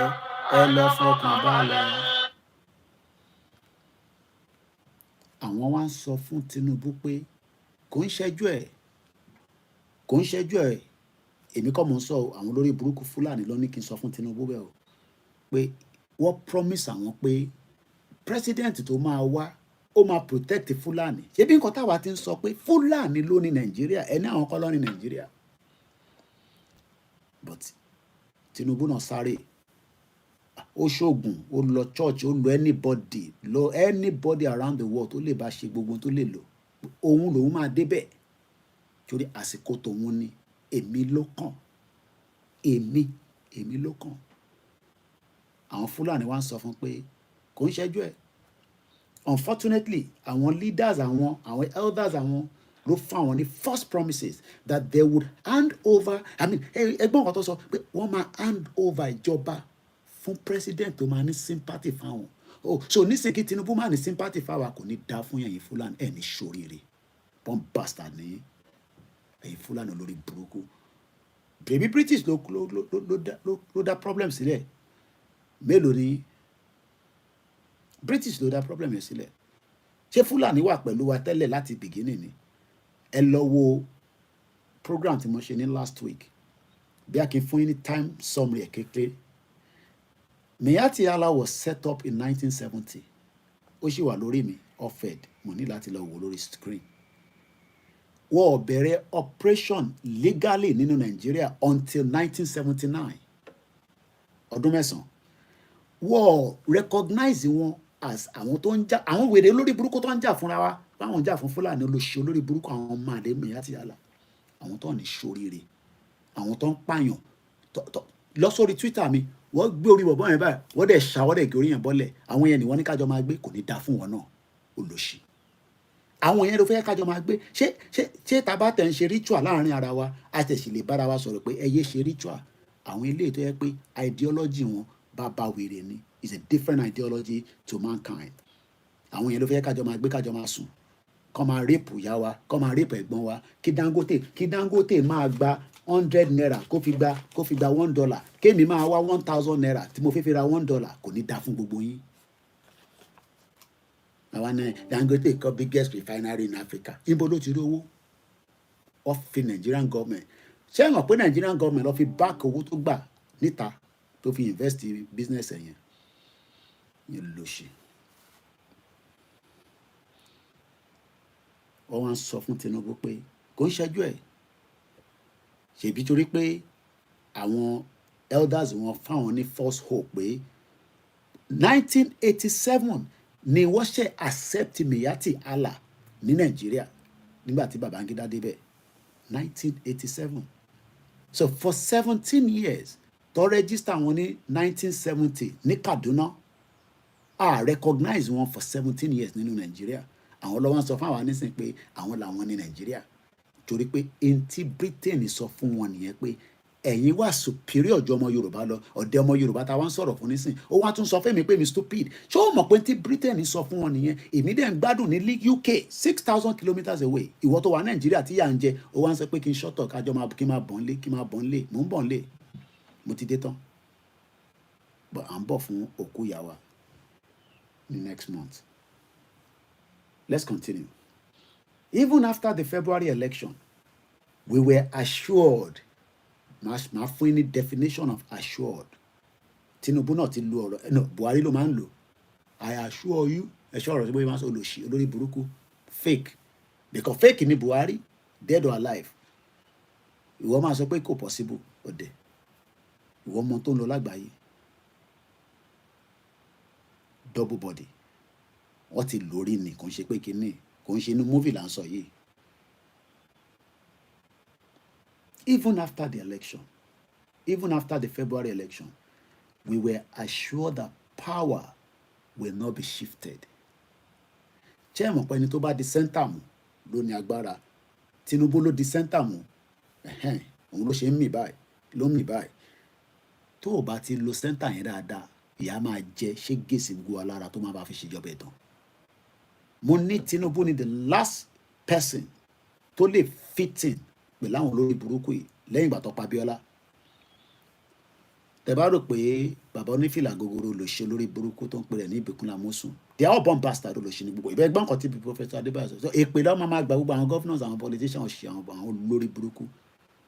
Ó dẹ̀ ṣe gbogbo Abẹ́òkúta nìkan, kò ṣe gbogbo side ọ̀dọ̀ tiwa níjẹ̀bú. Olóṣì, ó nítorí pé àdìbò fóun. Ṣé bó ṣe ń ṣe gọ́ọ̀mẹ̀ntì nìyẹn? Gọ́ọ̀mẹ̀ntì àmàlà àti gbẹ̀gìrì òṣì tẹ́ ń ṣe. Ṣé torí pé mo dìbò fún Rishi Sunak, àwa ní àdúgbò mi o, ẹ gbọ́dọ̀ gbéṣẹ́ débẹ̀ o? That was what Ìbíkúnlé Amósùn did. Gbọ́ story yẹn rí, kí n ṣe máa ṣàlàyé fún yín.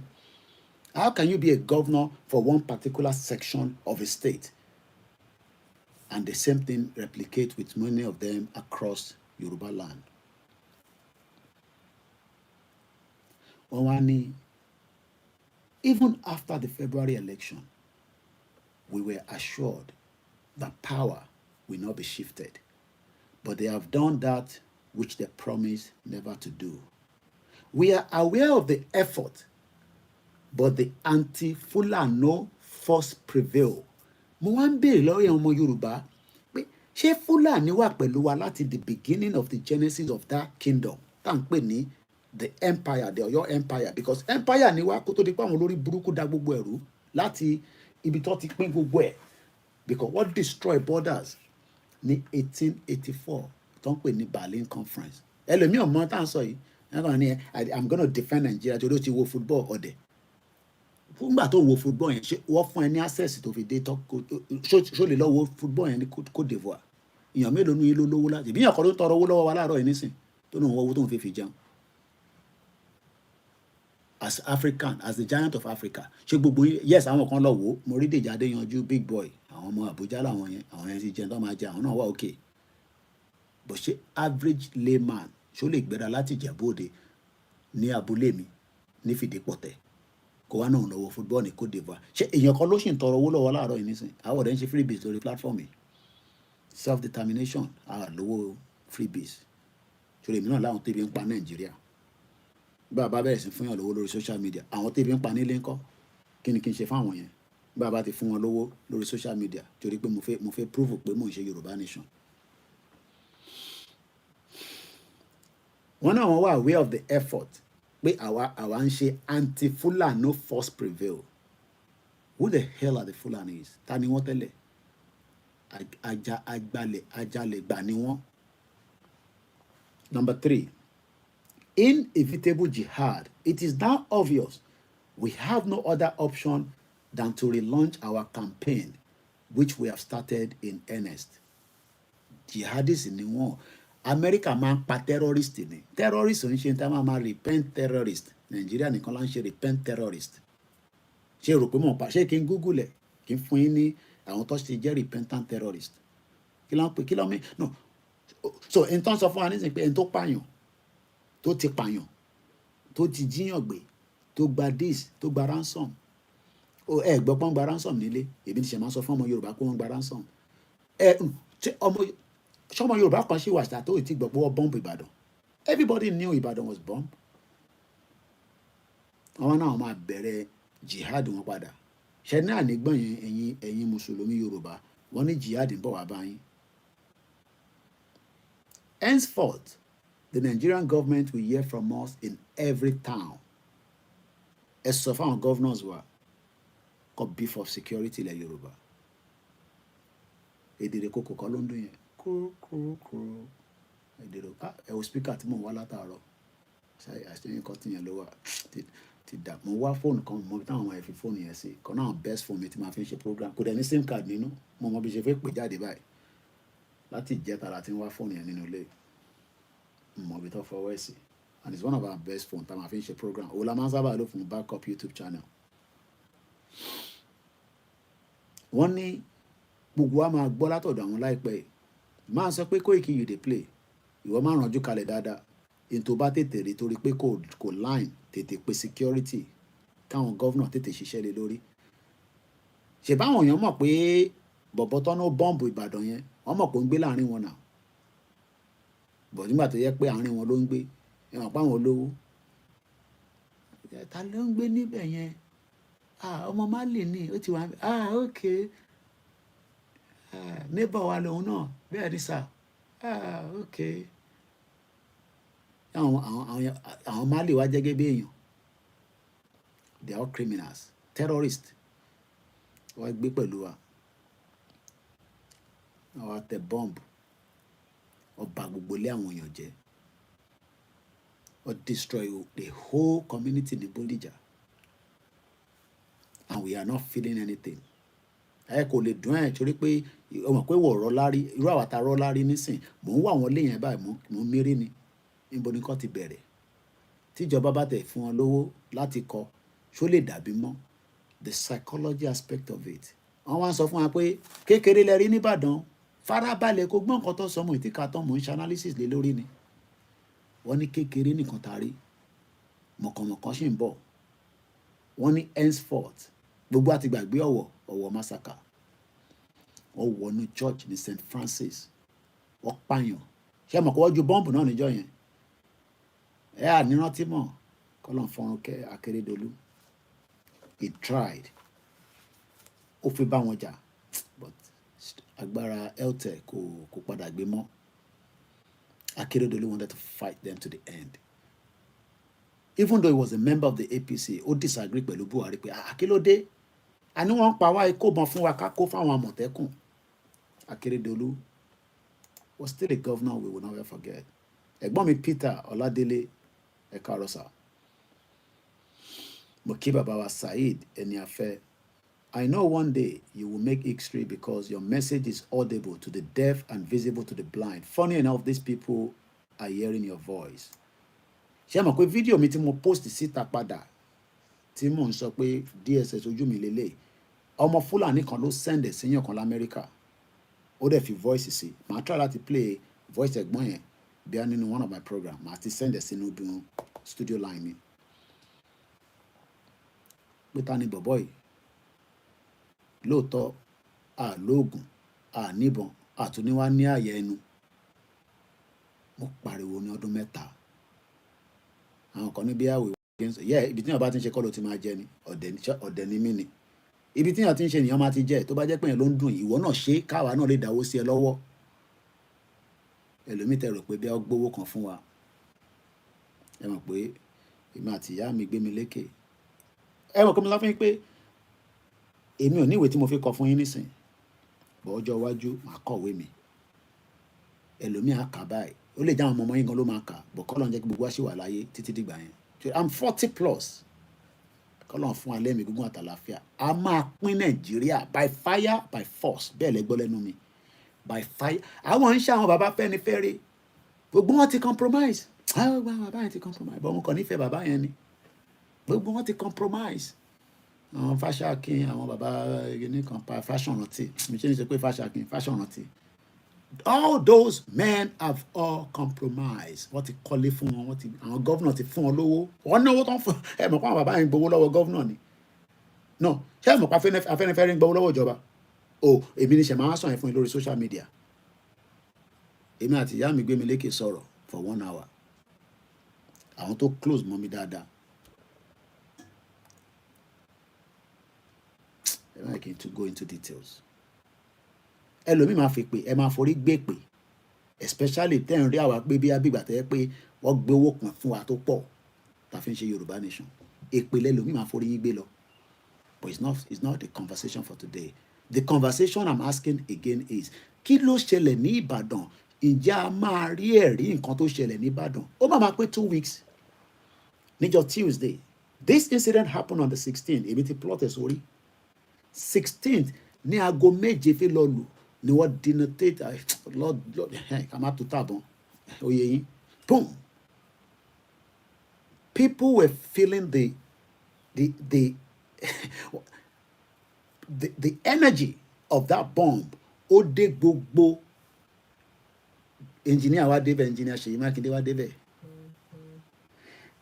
the people of Ibadan we want you to remain calm it's an illegal mining pé illegal mining ọ̀dà bí a torí pé ilẹ̀ ti ṣú níjọ́ yẹn ọmọ nígbà tó máa di jọ́ kejì báyìí ẹ mọ̀ kó ká tẹ agree pé maybe some of you let's even listen to some of the àwọn tèmi lájà ti pè mí ìyá mi wúrọ̀ ọ̀la àwọn ọ̀dẹ̀ ti pè mí bí ọ̀dẹ̀ fi bá wa sọ̀rọ̀ ni jẹ́ ń pè wọ́n padà ẹ̀yin tó bá fẹ́ pè ẹ lè pè wọlé kò má tà okay o ti ń connect mo yọ fẹ́ bá wa sọ̀rọ̀ ni ọ̀dẹ̀ fi àwọn ọ̀dẹ̀ ti busy mo kí gbogbo ẹ̀yin tẹ́ ẹni ní last Sunday ẹ make sure pé lọ fún service but service kan náà lélẹ̀ àdẹ̀ tí gbọ́ owó ọpẹ́ àdẹ̀ máa gbà tó bá yẹ pé yẹn ló máa ń bí inú kí mídíà máa béèrè owó nígbà tó wá dàárọ̀ bọ̀ ẹ jẹ́ ká kọ́kọ́ gbọ́ ẹ jẹ́ àpèsè ilẹ̀ ìyàwó mi ṣì ń sùn anyway ṣàìsùn mọ́jú ní kọ́lọ́n kó bá wà pẹ̀lú ẹ jẹ́ ń fẹ́ kí sound yẹn kó jáde dáadáa at least aago mẹ́jọ ti lù àwọn èèyàn ṣì ń sùn lókè adẹ̀lálejò náà ẹ jẹ́ ká kọ́kọ́ gbọ́ àwọn bí fídíò tó jáde níjọ́ yẹn bí èmi ni mò ń sọ pé bomb tó dẹ̀ ń ṣe bomb, I might be wrong, but these are all the videos tó bẹ̀rẹ̀ sí ń jáde ní alẹ́ ẹjọ́ yẹn. Ẹja kọ́kọ́ máa gbé, I won't show because they are very very, it's not for social media. Tẹ́ bá show ẹ̀ wọ́n lè gbé page mi wálẹ̀, and my page has been attacked continuously. What is shadow ban me?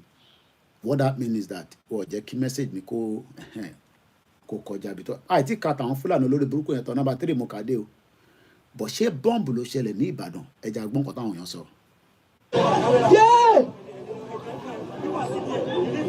Jésù Jésù Jésù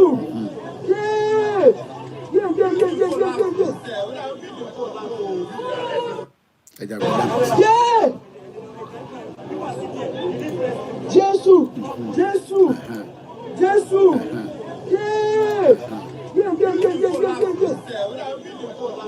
Okay, ẹja lọ gbọ́ the next one. It's not movie. It's happening in real fucking goddamn life, bro. Why I can never do all this? You see that? No, this is Bodija. This is explosion. You see that? These are the first witness that were on the ground after the explosion. Ṣé mi ni mo sọ pé bomb? Ṣé ta ló gbọ́ bomb nísìn? Ẹ jẹ́ rewind again. Ta ló gbọ́ bomb nínú fídíò tí mo play tán nísìn? Because bóyá ẹ kàn rò pé torí mi wà ní UK èmi ṣe ń lo the word bomb. Ta ló gbọ́ bomb nínú fídíò tá play tán yìí? Ẹ jẹ́ ká tún play lẹ́ẹ̀kan sí kẹ́gbọ́. No, this is Bodija. This is explosion. You see that? You see that? Sorry, I need your flash. Sorry. You see that? You see? This is more than anything anybody could expect. It's not movie. It's happening in real fucking goddamn life, bro. Okay. Why I can never do all this? You see that? Okay. No, this is Bodija. This is explosion. You see that? So gbọ́ bomb àbí? Ẹ ṣe jàre ìyá wa Fagbemileke. We are saying that this was a bomb. Àwọn Yorùbá nínú ọkàn ṣe bomb o, ó máa pọ́sẹ̀ méjì. Ṣé mọ̀ pé láti sìn títí láti on the 16th nítorí ẹ̀gbọ́n mi triple dare náà náà gbọ́ láti on the 16th. Ṣé mọ̀ pé àìtí rí evidence pé wọ́n show picture yàn kan, even if it's pé wọ́n ti rẹ̀ nìyẹn, kọ́tẹ̀ máa sọ fún wa pé ẹni yìí àwọn assume àwọn believe pé àwọn ló ṣe, wọ́n bò mọ́lẹ̀, governor ń bò mọ́lẹ̀. Ẹ já lọ gbọ́ the next one. For God's sake. For God's sake. You see that? This is explosive in life. This is a big explosion. This is a big explosion. You see, this is a vehicle. This is a vehicle. You see that? It's a fucking bomb. You see that? It is a fuck. I came in not to do it. They have you know. It is a F bomb. Ẹ jẹ́ ká tún gbọ́ mi. Collapse.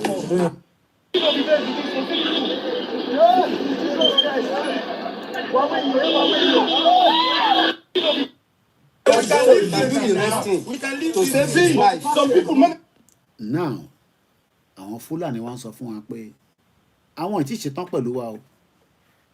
Àwọn ṣẹ̀ṣẹ̀ mẹ́yẹ bọ̀ lápò ni. Ẹ já padà sí nǹkan tí à ń kà lẹ́ǹkan lọ. Number 3, inevitable jihad. It is now obvious we have no other option than to relaunch our campaign. Campaign wo ló fi launch? Campaign máa make sure pé wọ́n ní wa lára. And I have another video tí máa ka ilé tán máa fi back ẹ̀. In tí security analyst kan sọ lórí Arise pé Buhari kódà ó yẹ ká arrest Buhari kọ́kọ́ tì mọ́lé. But wọ́n ní ṣe yẹn. Henceforth, the Nigerian government will hear from us in every town and every villages, every city, every community in the South and the Middle Belt. Ẹ má sùn àsùnpara Mukiyawa Z Babes. Wá kidnap, wá pààyàn, wá ṣe bomb. We can all become very, very intelligent. If you see something, ẹ pè àwọn security, not that pé bá ṣe ń criticize àwọn government wa àwọn governors wa, they will still do something tẹ́yìn náà bá tètè sọ fún wọn. Gbọ̀ngàn ṣe pé kó wá máa ní ẹni tó ń gbé bẹ́ẹ̀ kò sí nǹkan kan tó bá máa fi dàárọ̀ ọjọ́ kejì gbà ó ló máa gbọ́ tẹ̀ bá rí nǹkan kan. Tèmi ṣe wo cotton bá ìlú yìí a máa ń spy láàrin ara wa, ìyẹn lọ́sí sọ pé ìlú òyìnbó ìlú tó dáa ni kí n má sọ nǹkan míì. Òun ẹni tó ń wẹ̀ tí bá jáde nísìn sísàlẹ̀ èèyàn bíi 20 a máa wò mí, but èmi náà ṣáà wo cotton báyìí nísìn, èmi náà máa ń penetrate. Ta ló ń lọ yẹn? Kí ló ń ṣẹlẹ̀ bẹ́ẹ̀ yẹn? A máa ń ṣe gbébòrùn gan ní London or ní UK, gbébòrùn ìgbà míì àti wà frustrated wà kọ́ máa ṣe cotton. Tó bá yẹ pé òru tó ń dá gbélé fún rẹ ẹ̀mí wa ló máa ṣe cotton. Ta ló ń lọ lẹ́gbẹ̀ẹ́ bẹ́ẹ̀ yẹn? So nígbà míì tí nǹkan kan bá wá ṣẹlẹ̀ tọlọ́pàá bá wá kanlẹ̀kùn pé Mr. Koiki, and yes, there was an incident last week. Àwọn adé sọ bí time frame and I was at home. Did you see anything? Did you hear anything? Àwọn adé máa ń sọ pé yes, I saw. Incident kan ṣẹlẹ̀ ní àdúgbò mi ní dísàlẹ̀ wọ́n ṣàárín tán. Mo ní mo réyàn tó ń wọnú ibẹ̀ yẹn, but mo dẹ̀ fún wọn ní description. Can we take your number? Yes. Because police are friendly people. But Nigeria ló máa sọ fún ọlọ́pàá pé orí nǹkan kan ọmọ wa rányàn wá lálẹ́ wá make sure pọ̀pá ẹ̀ torí nítorí orí yẹn ó ti ṣàkóbá fáwọn tó lọ ṣiṣẹ́ yẹn. Ìlú yẹn ló wá ń sọ pé káwa jọ máa gbé. Let's go further. Our campaign will be swift and decisive. Nobody will be able to help Nigeria. Èmi kọ́ ni mò ń sọ in táwọn Fúlàní kọ síta ni mò ń kà yìí o.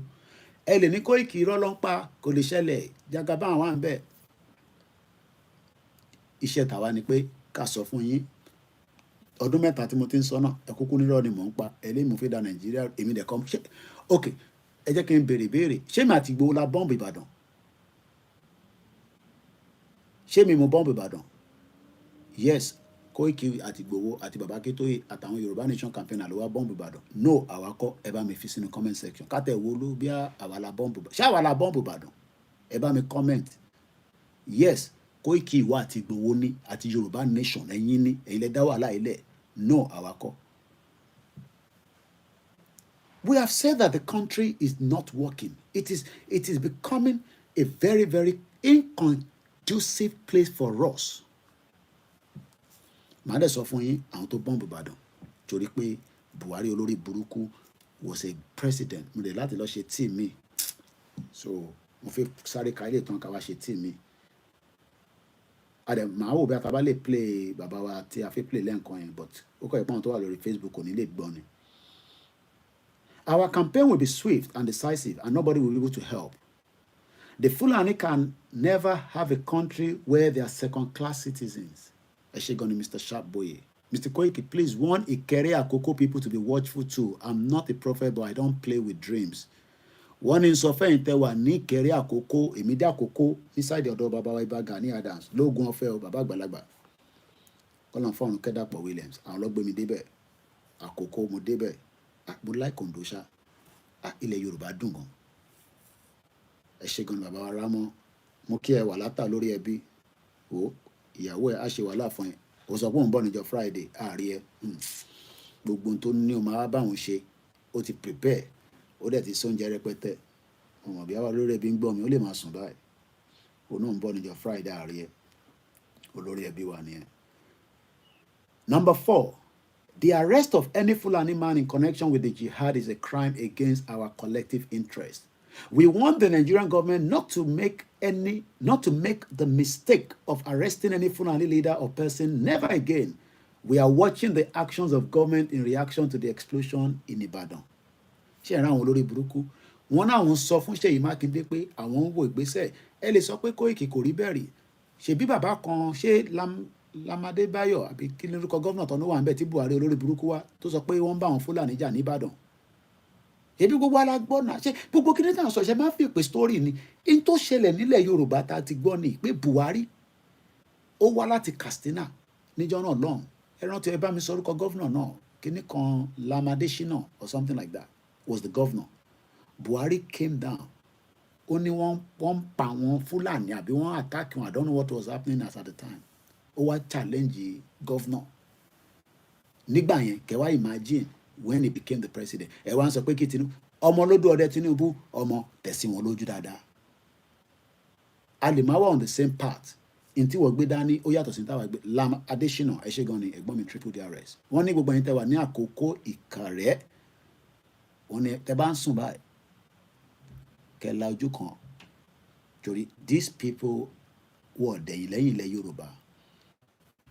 Mo kí gbogbo ẹ̀yin tẹ́ wà lórí Twitter. Program ti ń lọ monitor bí mo fi àti wọ 4 hours nísìnyí. But mo ṣe ní strength. Mo dẹ̀ ń catch up. Ẹ má bínú ẹ̀ tẹ́ ń lo data nílé. Ìyẹn la ṣe ní mixlr yẹn òun wọ òkè kò ń jẹ data púpọ̀. Aláwọ̀ bàbá ní they can't arrest any Fulani. They are treating Tinubu that if he arrests any Fulani again they will do more harm, that will make the country more worse. What is a worse thing already, but they can do more damage. So we got to be very careful. Don't joke with the Fulani terrorists.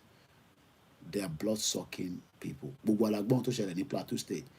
Fídíò kan wà lórí timeline mi lórí Twitter. Ẹ̀wọ̀n kí Twitter allow kí a gbé gbogbo nǹkan bẹ́ẹ̀ sórí tọ̀dọ̀ tiwọn. Wọ́n gbé orí ọ̀wọ́ yẹn báyìí, wọ́n dẹ̀ pààyè orí ẹ̀, wọ́n dẹ̀ yọ síta. These are monsters. Àwọn ní sympathy, wọ́n ní sympathy lọ́pọ̀ ọmọ 13 years old. Torí bàbá ò tètè lọ rí òṣèwò. Gbogbo iléeṣẹ́ ìṣẹ̀lẹ̀ ní náà, gbogbo tí mo sọ inú mọ́ǹtì yìí ni. A ṣe wà ní 28 days. In 28 days, at least àbátẹ̀ gbọ́ gbogbo tó ṣẹlẹ̀. A gbọ́ pé wọ́n kidnap àwọn family kan, bàbá àtàwọn ọmọ. Wọ́n pa ẹ̀gbọ́n ní the same compound yẹn náà. Wọ́n ní another family tó kidnap. Wọ́n pa ọmọ 13 years old. No, ṣé gbogbo ọ̀gbọ́ yẹn? Ṣé mi mọ̀ making up? These are criminals. Tábàtẹ̀ wá sọ pé òkè àfi lọ to that angle. Àní Dangote olè. Ó lo Emefiele olórí burúkú. Emefiele gbé owó fún Dangote. Ó ń ta dọ́là fún Dangote ní half price. Buy one get one free ní Emefiele ń ṣe. Mo fi lọ ṣe tí yẹn. Mo fi sáré káàkiri ní ìdílé. If any Fulani man is arrested, be assured that our responses will be total, ruthless and immediate. Ẹ mọ̀ pé inú làwa ní àwọn òṣèlú wọ́n wọnú ọ̀wọ̀ St. Francis Church. Màá lọ wá fídíò yẹn náà, màá download àwa lórí fóònù yìí. À lè máa gbọ́ sound beat ẹ̀. Ṣé rántí pé fídíò yẹn tọ̀wọ̀ yẹn lọ ní expression àwa Yorùbá tá bá ti rí kú. Ṣé rántí pé bọ̀bọ̀ kan ló ṣe sound yẹn jáde? Ó ń record. Ẹ má sùn padàpadà. Tẹ́ bá ti tètè rí kankan, ẹ sọ fáwọn governor, ẹ sọ fáwọn security, ẹ sọ fáwọn àmọ̀tẹ́kùn, wàá lè ṣe nǹkan tó yẹ kó ṣe. Ẹ má máa fi wọ́n wọ̀n lórí social. Nídìí wọn, ẹ̀yin tẹ́ bá ti tètè mú wọn, ẹ mọ̀ tó yẹ kó ṣe. Ẹ má máa wá fi wọ́n wọ̀n wọn. Àti mú Fúlàní, Mr. Koiki, Fúlàní lélẹ́yìí ẹ̀yin wèrè. Kí lẹ̀ ń fi wọn ẹ fún físà kó wá bá mi nà. Kí lẹ̀ ń fi Fúlàní hàn mí fún? Do the needful. A ní láti fi gbẹnu sọ̀rọ̀. Mr. Koiki òun lélẹ́yìí ọ̀nà kẹrẹ́ láti mú wọn. Àtọ́mọṣọ́ nǹkan tó gbà lọ́wọ́ wọn. Ṣé wọ́n ṣàṣìwà ni? Àwọn ọmọ Biafra, àwọn ọmọ ti Simon Ekpa, àwọn ti ESN, àwọn ti BLA, Biafra Liberation Army, gbogbo ẹ̀ làwọn ti ní. Àná owó òbọn làwọn Biafra rà nísìnyí. Sí ìtọ́kàn wọn pẹ̀lú àwọn rojọ́, àwa la ṣe ń rojọ́ tọ̀ síbẹ̀. Owó ìbọn ẹni máa kú, ẹni máa yé ni. Tẹ́ bá mọ̀ pé ẹ̀fẹ́ wọn, ẹ jẹ́ kó máa lọ. Number 5. We call on our Fulani brothers, take the war. Farabalẹ̀ kó gbọ́ bíbáyìí. Torí mẹ́lẹ̀ máa ní Koiki, you are the one bringing the war. Wọ́n ló fẹ́ gbógun wọn Nàìjíríà. Ṣé tó bá dógun lẹ́tàn, ṣé apá ẹ̀ lè ka? Mo ti bóyin dẹ̀ púpọ̀ lénìí. Ẹ má kí ẹ jẹ́ ń fi tó kù sí. Ìyá mi kan fọ́ tó lógún jà máa pè mí ní Koiki, wàá má fẹ́ wọ́n lẹ̀. Just do your program. Ẹ má ìka túbọ̀ ìbò mọ́. Ẹ má sún àsùnpara. Gbogbo ẹ̀yin tẹ́ ní ṣọ́ọ̀ṣì, ẹ há the security mọ́ bẹ́ẹ̀. Ẹ má ìkọ́ ẹ̀ ń tẹ́ ẹ̀ bá mọ̀ nínú ṣọ́ọ̀ṣì yín tó kọ̀ jókòó tó nù wá ṣèjọsìn, ẹ súnmọ́. Ẹ béèrè question lọ́wọ́ ẹ̀. Alàgbà, ẹ káàárọ̀ sá o. Ẹ ṣé. àrójú yín rí níbí báyìí akọni ká wá bá yín jọ́sìn ni ok ẹ wò dáadáa ẹ wò gbogbo ara ẹ̀ ṣé ó ní belt lára. These people look kò eléyàn ṣe movie àárín wọn tó ń lo explosive ní 2006 ní UK terrorist attack wa náà máa sọ pé they play gbogbo ẹ̀yin tẹ́ ní church mọ́ṣáláṣí gbogbo àwọn oníṣẹ̀ṣe center ọmọ èṣù lèmi èṣù rẹ̀ ń ṣe satan ok kẹ wá devil tí lọ síwájú halloween máa dé nísìn la máa lo mask la máa lo gbogbo ẹ̀ ọmọ èṣù là wá ọmọ ànábì dẹ̀ ní wá bọ̀ èṣù la gbé dání. Don't play bí àṣà very dark man don't play Nigeria will split. Nigeria kò ló máa kọ́kọ́ split so stop saying that ọlọ́run ní jẹ́ ẹ fà náà sílẹ̀ ìrọ̀lọ́run pa. Yugoslavia split Soviet Union pín Nigeria máa split Yorùbá máa bọ́ ìgbà tó máa bọ́ sí nìkan la mọ̀. Number 5 ká tó máa ka number 6 wọ́n náà wọ́n pe gbogbo àwọn Fúlàní brothers àwọn just like bí Buhari ṣe pè wọ́n pé kó máa bọ̀ nínú Nàìjíríà pé ọlọ́run ló nílẹ̀ ṣe mọ̀ pé ó sọ pé ọlọ́run ló nílẹ̀ ibi tó bá wọn àwọn làwọn lè gbélẹ̀ sí. Mo ti kà á láàárọ̀ yìí Instagram yẹn máa tán because ó ti pé 3 hours tó bá ti ń tán I start again. Don't play ìjọba ìta ló mú kí ẹ Ọláyọmí Kóìkì ni mò ń jẹ́. We call on our Fulani brothers take the war into the enemy territory. Eléyìí ti tún ṣe jẹ́ ká start ẹ̀ padà even gan ti mo ní láti gbé sórí charger because it is èèyàn kan kó lórí bíbẹ̀ lẹ́ǹkan kémi fóun lówó owó kọ̀ wò ni. Don't play ẹ bá ní ìdòwò ẹ lọ sọ́dọ̀ gọ́vnà yín ọlọ́run dẹ̀ ṣe àwọn ọba wa palace wọn ṣé wọ́n máa ń ti palace ọba ṣá ẹ jẹ́ ń gbélé sórí tripod wọ́n ṣáà ń ti palace ọba ẹ lọ sọ́dọ̀ Ọọ̀ni of Ifẹ̀ ẹ lọ sọ fún ọba Ọọ̀ni of Ifẹ̀ pé bí ń pa yín ẹ máa disturb àwọn lórí social media bí ń pa yín èmi kọ́ lẹ́yìn tó wà nílé tẹ́bi ń pa ní ibi ń pa yín ẹ lọ bá Ọ̀jájá second kábíyèsí o ṣe ẹ jẹ́ ilé ti charge díẹ̀ mo kí gbogbo ẹ̀yin olólùfẹ́ wa èyí ni Sunday double barrel ni mò ń fún yín láàárọ̀ yìí double yìí lẹ́nu pé ní double barrel máa wá bẹ̀ lẹ́ǹkan ṣe ká máa charge ilé lọ ẹ̀ ṣe jẹ́ wọn gbé sórí tripod báyìí ìlú òfò kí ni Linda kejì alábòsí olórí burúkú máa lè fídíò ọmọ wa tó ṣe tọ́ mú ó sáré gbé yẹn sórí page ẹ̀ gbogbo ìta ń sọ látijọ́ kò gbé sórí page ẹ̀ olùsì ọmọ àlè gbogbo yín kù díẹ̀ gbogbo wa la máa jọ jẹ breakfast ṣẹjà move ilé so Linda kejì ńgbà tó yẹ pé àwọn olóṣèlú ni gbogbo wọn bá ṣiṣẹ́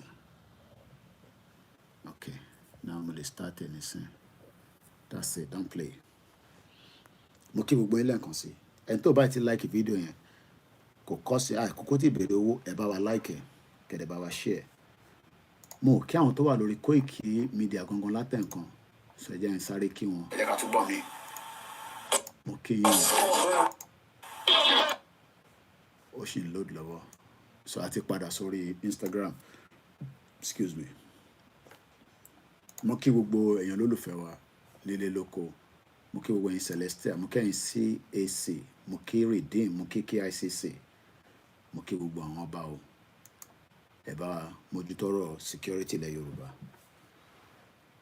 Wọ́n ní we call on our Fulani brothers take the war into the enemy territory in Plateau State, Enugu State, ẹ̀wọ̀n ṣe tọ̀dọ̀ tiwa, Lagos State, Ibadan, Port Harcourt, Makurdi, until the infidel government are brought down. Our current effort in Plateau will not cease until the infidels are suppressed and jihad glad installed in every part of Nigeria to glory our father Uthman Dan Fodio. Expect more bombings. Ọ̀rọ̀ tí wọ́n ń sọ yìí ṣe mọ̀ pé eré táwọn ṣe ń sọ yìí ẹ̀yìn kan kà ní right up ni 2 weeks ago before the bomb in Ibadan mo jáde mo sọ pé Lagos State beef up the security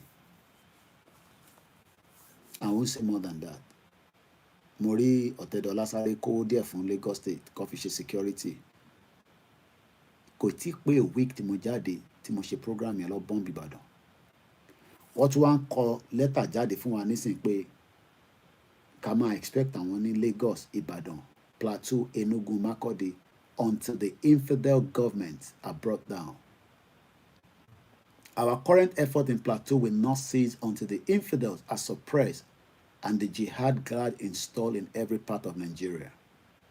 Mo kí ẹ̀gbọ́n mi lẹ́ǹkan sí Bilo for real. Instagram yẹn tán lẹ́ǹkan ni so àṣẹ tó tàn padà. Because a ti ṣe 4 hours 6 minutes lórí Koikimedia tá a ṣe start ìyẹn ṣì wà under an hour or thereabout. Baba Wabeni, Fulani is a cold-hearted people. I hope our rulers in Yoruba land will wake up from their ignorance. One expect more bombings in every public places across the south, the Middle Belt, and Abuja from the month of February. We hope the Inspector General of Police, I'm up with DSS to one bed, Fulani ni. More reason to Tinubu, bí a tó wà máa fi dé láti France. I expect Tinubu to have removed Bobo tó wà ń bẹ̀ nísìn, Bichi. Remove him. I don't know why he's still there. And put a Yoruba man there. Yes. Former Yoruba síbẹ̀. To give us more credible intelligence to protect the lives of many Nigerians. Mo pé Tinubu náà plan. But I call it trust any. He must not relent. Ọlọ́run dẹ̀ ní fàárẹ̀ ṣe. Àmọ́ pé sick is not doing very well. Gbogbo wa náà la máa ń ní àìsàn kan àbẹ́ àárẹ̀ kan tó ń ṣe wá. Ọlọ́run á fún àlàáfíà. Torí tó bá ṣe pẹ́ olórí burúkú Shattima dé president nìyẹn. Àdúrà Shattima dẹ̀ nìyẹn. And the last one, number 6. We call on non-Fulani people to vacate Plateau, Kaduna, and Benue State if they are not ready to live under the inevitable jihad which will eventually be all over Nigeria. Signed, Umar Amil Shehu, Badu Salisu Amadu, January 24th. This was 4 days ago, in 28. And this only started circulating just yesterday. That means people are láàrin community wọn nìkan ló ti sọ ilé kó tó di pé ó jáde sí ọwọ́ members of the public bíi tiwa báyìí. Ṣé intelligent wọn lèmi ń lò? No.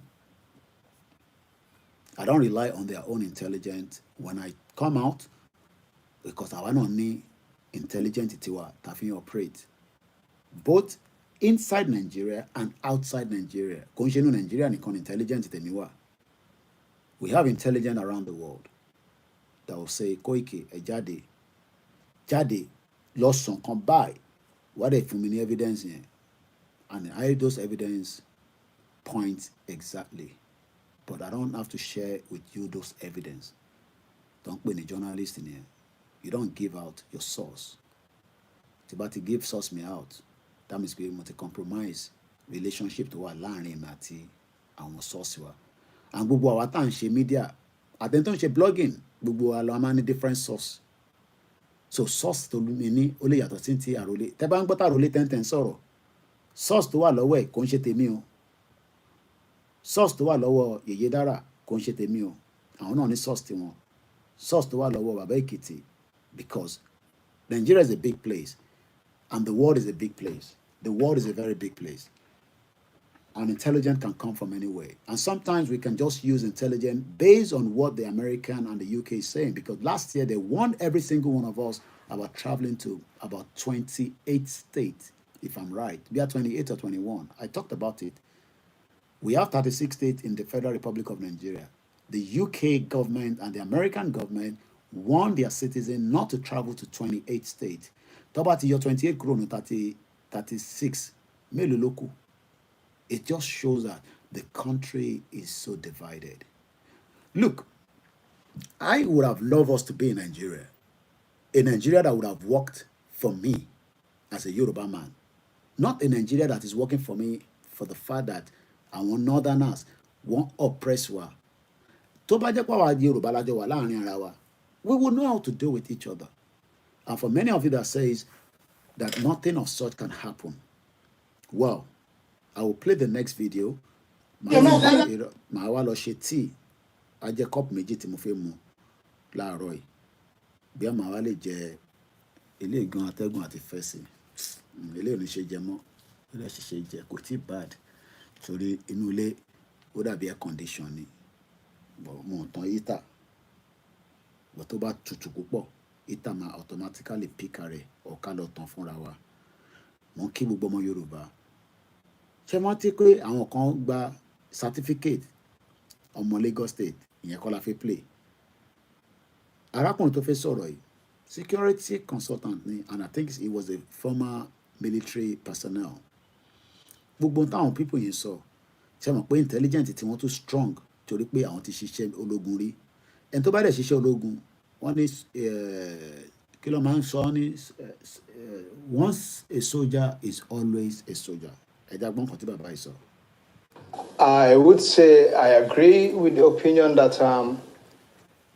General Buhari in the last 8 years or thereabout did virtually nothing, and I mean virtually nothing, in our fight against terrorism. If anything, he promoted and enhanced our hardship as far as the fight against terrorism was concerned. It's unfortunate that we're talking about our number one citizen as at then, within the period of the last 8 years, a period which I refer to that Nigeria had no political leader. We saw all the lines of actions taken by the, political strategic level of decision making. We saw all the lines of action taken even from the presidency. We saw how ministers who had business or things to do with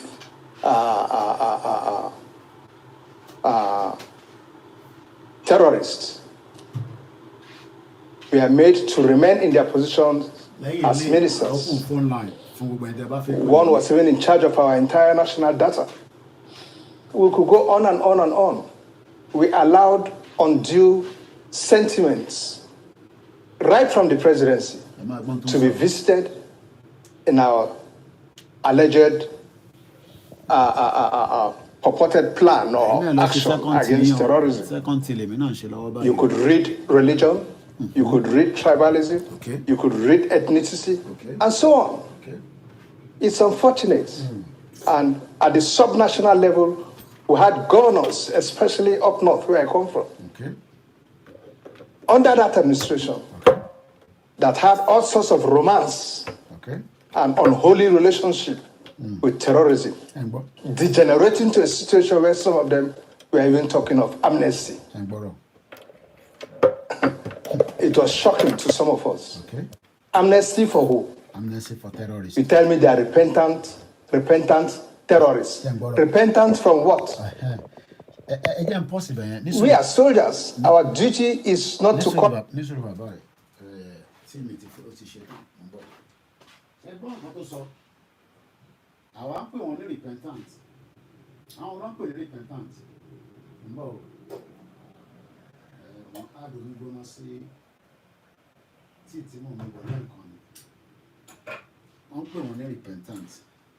I mean, how did we get to this stage? Ẹ má bínú padà sórí ìjókòó. Ẹ̀yin náà lè lọ sáré ṣe tíì. Ẹ má bínú ẹ tẹ́ wà l'Amẹ́ríkà àti ẹ tẹ́ wà ní Canada. Ọ̀dọ̀ yín nísìnyí ẹ ti wà lóru. Afẹ́ tó bá ń ṣe night nìkan ló lè máa gbádùn program yìí lọ. Ẹ má bínú. That's it. Ẹgbọ́n kan tí aláyé yìí sọ. Àwa ń pè wọ́n ní repentant. Kí la mean by repentant? Ẹni tó ti pààyàn rí. Àwọn tó ń pààyàn. Àwa ń pè wọ́n ní repentant. Kí la mean by repentant? Kí la mean pé they are repentant? Ẹ̀gbọ́n mi ọmọ gbọ́ láwọn ọba àtẹ̀yìn ti jí ẹ káàbọ̀. Gbogbo ẹni tẹ́ ti sùn náà tẹ́ ti jí àkójú oorun. Ẹni tó wà nínú yàrá ẹ̀ náà tó ń rọra ń wò mí náà èmi náà ń kí láti ẹ̀yin náà lọ ṣe tíì. Second cup ní lélẹ̀ When they are repentant. Another Bodija incident discovered again in Ibadan. Mining, according to the Fresh FM. This morning. Akobo, Ibadan. Okay. There's another illegal mining. Again, another Bodija incident discovered. Again, mining, according to Fresh FM. Only there's a Eshegon Omogbola Obat. I don't for any updates in Roy. So my team in Ibadan. So Monkey Baba mi Tiamiu Ahmed, Monkey Baba Jimo Gasikia, mo fele dumare mo fi kiyin. Wọ́n ní ìlú Ìgbòho làwọn wà. Koiki à ń rọ́jú à ń gbọ́ yín ojú ọ̀rọ̀ Yorùbá nation máa bọ́ sí ẹ̀ ń jẹ́ kí kinní kó pẹ́ ẹ̀yàn ọmọ yìí ẹ̀yẹ fa kinní ibẹ̀ ṣe ń fa pọ̀ mọ́ ẹ jẹ́ fa kinní ẹ̀ ohun èmi náà pé ká ti gba Yorùbá nation wàláìtàlá ìsúnmọ́ bí láìláìsílá hùwà but kò sí bá ṣe fẹ́ ṣe gbogbo process. I'm not talking from the point of ìyá jágbajàgba tó wá gbé nonsense wá bá wa. Mo ń sọ fáwọn tí mo ṣe meeting pẹ̀lú wọn lánàá. Nígbà tí wọ́n bi mí pé níbo lọ̀rọ̀ yìí dé gan. Mo ní number one, 63 years ní Nigeria fi exist. Ó máa pé 64 lọ́dún if I'm right. 110 years ni wọ́n ti fi join wa together. So táwọn kan bá ní àṣe ìgbìyànjú, we checked the system for the few limited time tá fi bẹ̀rẹ̀ campaign. Àwọn kan tí ń ṣe ìgbìyànjú pé kí ilẹ̀ Yorùbá kó ní àlàáfíà kò kúkú ṣàwàlà kọ́kọ́ máa ṣe. Àwọn kan tí ń sọ̀rọ̀ nípa pé kó restructure ilẹ̀ Yorùbá kí ìrọ̀rùn lè dé bá wọn èèyàn wa àtàwa táwa níta. But ìgbésẹ̀ táwa gbé pẹ̀lú àwọn gbogbo ọmọ Yorùbá torí kò ń ṣàwà nìkan èèyàn kan kì í jáwa dé. Lóòótọ́ èèyàn kan lè dé kó ní òun náà ní angle tóun fẹ́ fi lò òun náà lọ́nà but mo tún sọ láàárọ̀ categorically ẹ̀kọ́ tẹ̀kẹ́ sẹ́ndẹ̀ sáwọn ìjìnlẹ̀ Dúpọ̀ Nítìrẹ has nothing to offer irọ́ ló gbé dání gbogbo ẹnu mo fi sọ. She's another 419. Grandma mi àwọn ní kí n add mo mọ bí àyìn ṣe máa ń ní kí n add by 2 sí. Dúpọ̀ Nítìrẹ is 419 by 2.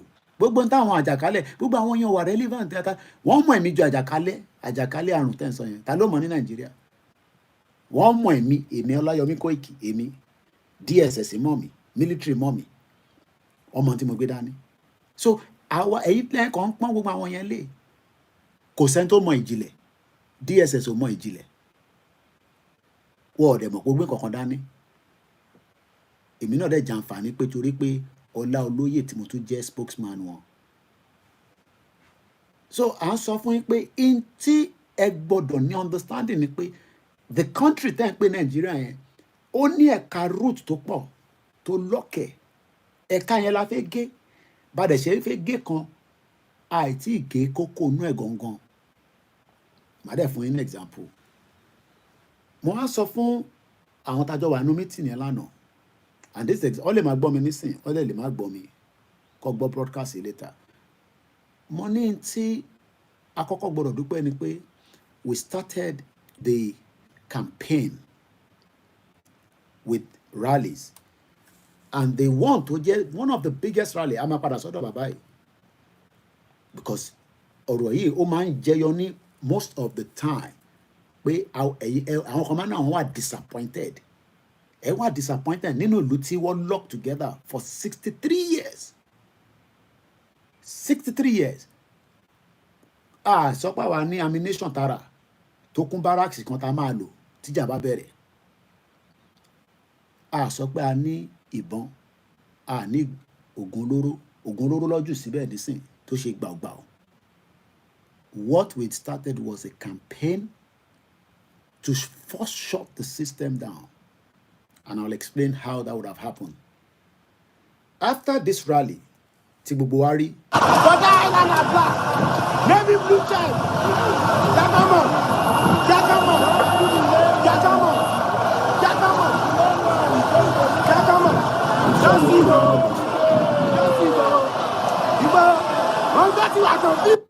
We all remember that rally.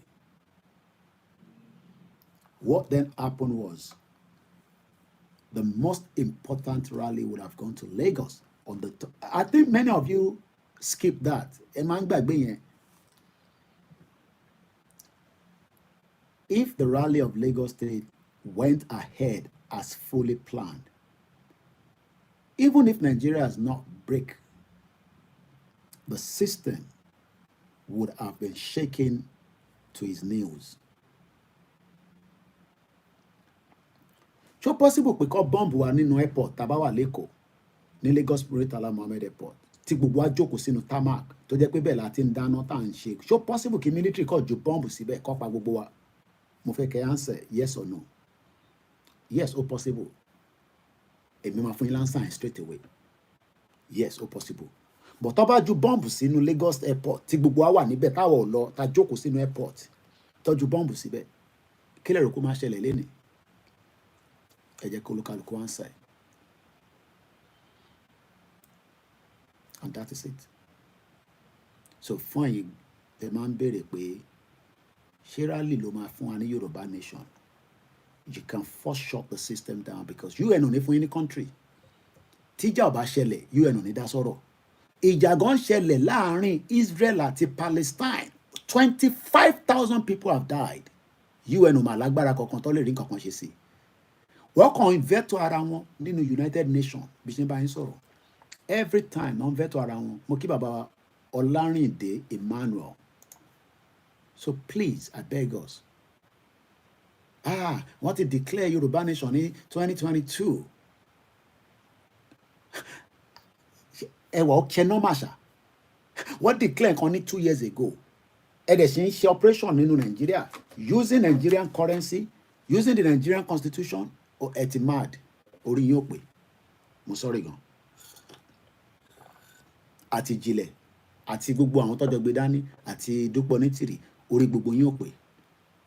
You're bomb bastard. Ọ̀dẹ̀ ni yín ni wọ́n náà gba country fún yín ẹ dẹ̀ sí ọlọ́pàá dẹ̀ mú wọ ní Nàìjíríà ó dẹ̀ sì sọ pé ó gba country orí ìwọ̀ pé wọ́n tó wà Nàìjíríà tó ń listen sí nonsense yẹn. Ọlọ́pàá mú ẹ nínú Nàìjíríà ó rẹ̀ sọ fún wọn pé a ti wà nínú country tiwa. Ẹ mú drug ni. Idiot all over the place.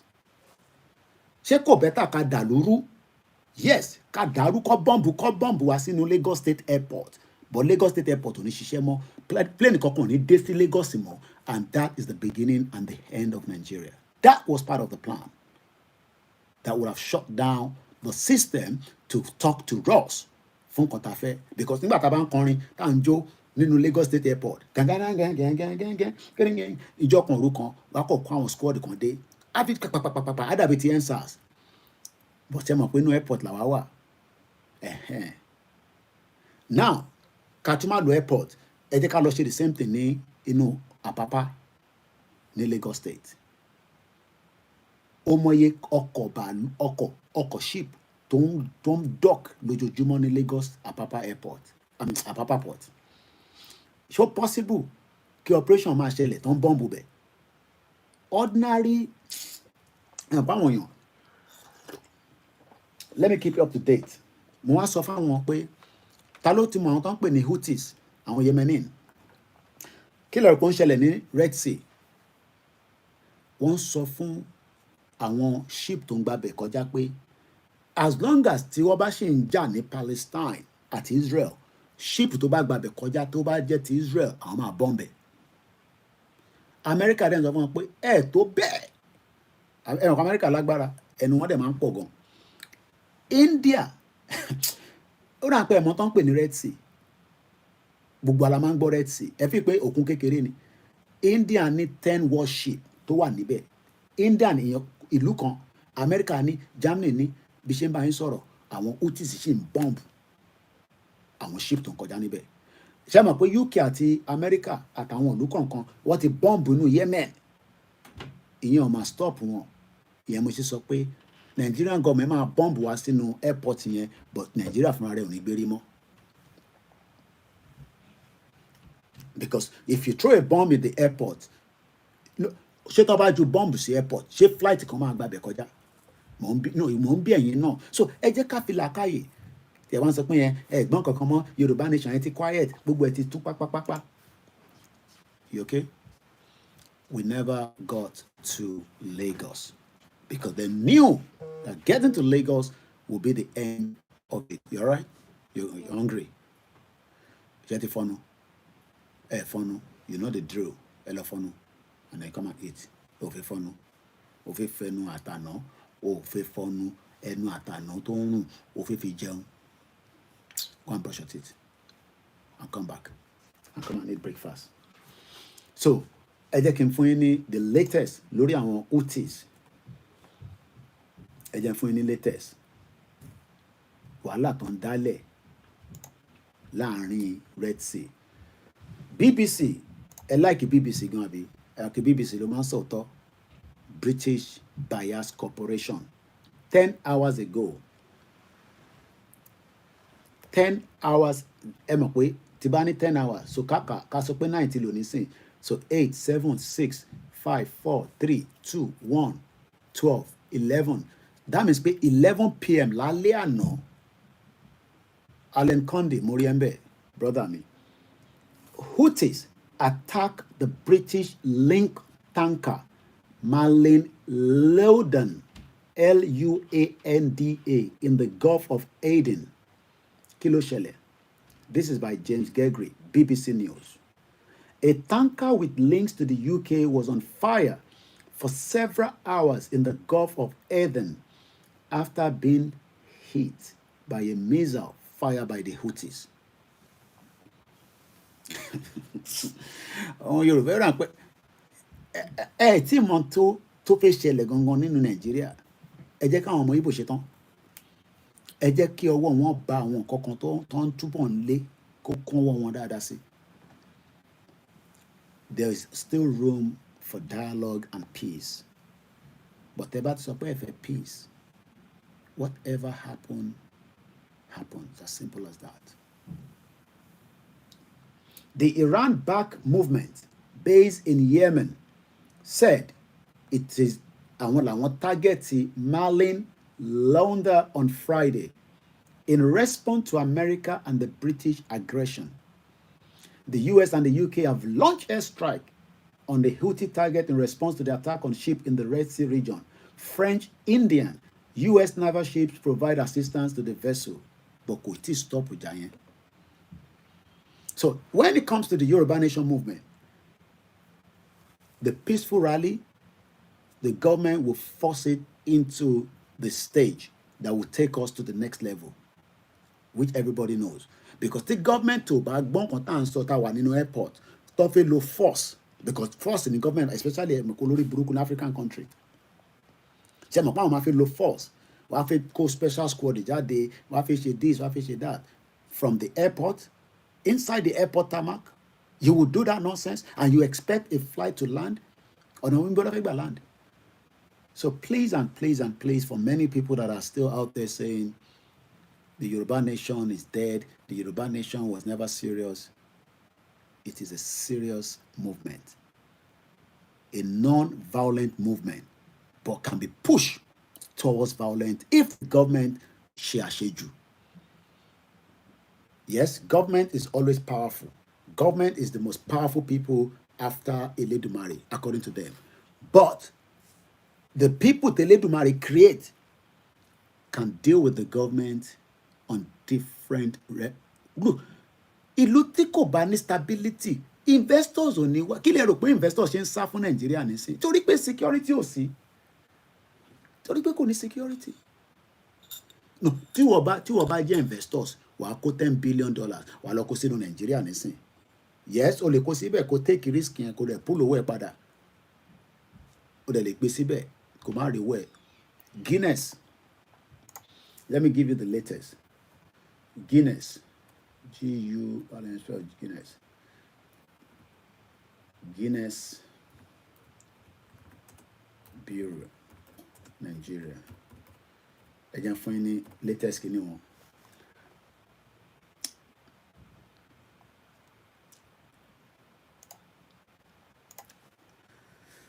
Guinness Nigeria PLC.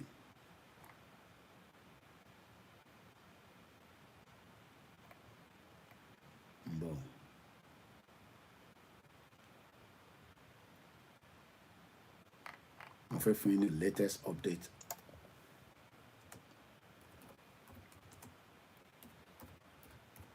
I'm finding updates. Guinness. According to Ejeka start Elena Pada, Elena Tiku.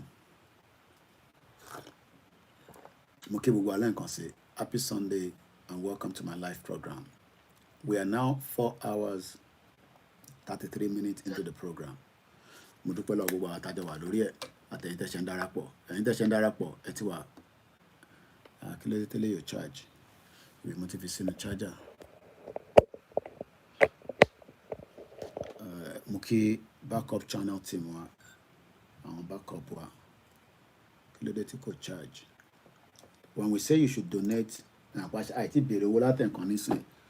is voluntary. And we love those of you that continue to support the platform. Let's go charge. Because iPhone, you don't just have me wait. Alaye, charger. I hope it's charging now. Edeka won't paper. So Guinness, Nigeria post half-year pre-tax loss of 4.43 billion in the first quarter of 2024. Guinness Nigerian PLC, one of Nigeria's leading bureaus, has released its half-year financial result for the year ending December 31st, 2023. According to the result, the company recorded a pre-tax loss of 4.43 billion, representing 161.3% year-on-year decline from 7 billion profit posted in corresponding period in the previous fiscal year. In the quarter ending December 31st, okay, might start late. We'll probably do another half an hour and then we'll start bringing the program to an end. So I just have half an hour to end the program so that around my journey and I got to look after them for breakfast. In the first quarter of 2024, the company recorded, so not to just bore you with all that, what we need to understand is that the Yoruba Nation campaign that we're all in, for those of us that are in it, it has to continue with a non-violent strategy, but the government will force themselves and trap themselves and make it become a violent and anarchy one, if they're not going to listen. And that will make the international community to respond, either in support of us or against us. Then what is the next step? Then if it becomes much more in a situation our government look, this is not going to be like the NSAS. The bad thing with NSAS, no, it's far beyond NSAS. It will lead to the total the right word or the right phrase to use there. It will lead to the total ungovernable for even the president. Tọ́ba ṣe pé àwọn fẹ́ lo ọwọ́ agbára fún wa, àwọn máa ṣe fún wa pẹ̀lú alágbára pẹ̀lú kìnìkan especially Ìgbòho máa wálé Ìgbòho this Ìgbòho that. Look, ẹni máa kú ẹni máa yè kò sígbà tí Nàìjíríà ò ní dàrú. That's the fact.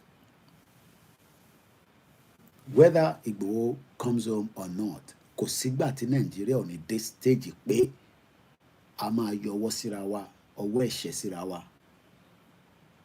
We pray it doesn't get to that stage where we can sit on the round table. But our politicians bá ń fi pé àwọn ní sójà, àwọn ọlọ́pàá. Look, they will be surprised that àwọn sójà ọlọ́pàá gan sef wọ́n lè jọ̀wọ́ lẹ̀ pé look, ìsìnkàn táwọn lè ṣe sí, because they are not meant to kill the citizen. So this Yoruba nation, mo kí àwa Ọmọdáramọ́lá Lẹ́kọ̀ọ́ ọba bàbá dẹni, don't be deceived. We are on the right track. We are doing exactly what the international community expects us to do. It's a non-violent movement, but the federal government of Nigeria can turn it and make it to violent. Mo kí bàbá Wálé Alábí Mọ́sáìtì JY Amoke. As I'm bringing the program towards the end after 4 hours, 35 minutes, don't ever think that people will not react at the appropriate time. Eleni kò lè possible. But the situation is getting there bit by bit, day by day. Even the economic situation of Nigeria will force people to come out at some point. There is still indication that there could be a revolution in Nigeria. Do I believe in a revolution? No. Do I believe in anything that can bring down Nigeria? Yes. Nigeria gbọ́dọ̀ dàrú ká tó lè tún kankan tò lórí ẹ̀. But gbogbo táwọn kan ṣe amend níbí amend lọ́hùn. What are you amending? You cannot amend something that is a fraud, and that will give me the final or almost the final video from the constitution side again. President Tinubu needs to put his best foot forward to govern the country. If he does that, in 4 years, he can turn things around. But there are certain critical things he would need to do. The first thing is to say, what's the constitution? If, for instance, me and my wife Lillian don't agree in our marriage of 45 years, then we can't do anything. So the first thing that President Tinubu would need to do is to ensure that Nigerians all agree to be one country. You recall that Bolaige asked those two questions. Do we want to be one? It's not by force. If we want to be one, how? We haven't answered those questions, which is why I told President Akpabio. I love that. Moki Agbomi Peter Oladele wani identity has been stolen by the artificial identity Nigeria. Ṣé wọn pé Nigeria fúnra rẹ̀ gan òun gan fúnra rẹ̀ ó ti ní identity theft, because we are the Yorubas that the European colonies changed our identity and forced Nigeria on us. Yes, it has been going on for 63 years. Who told you it cannot come down?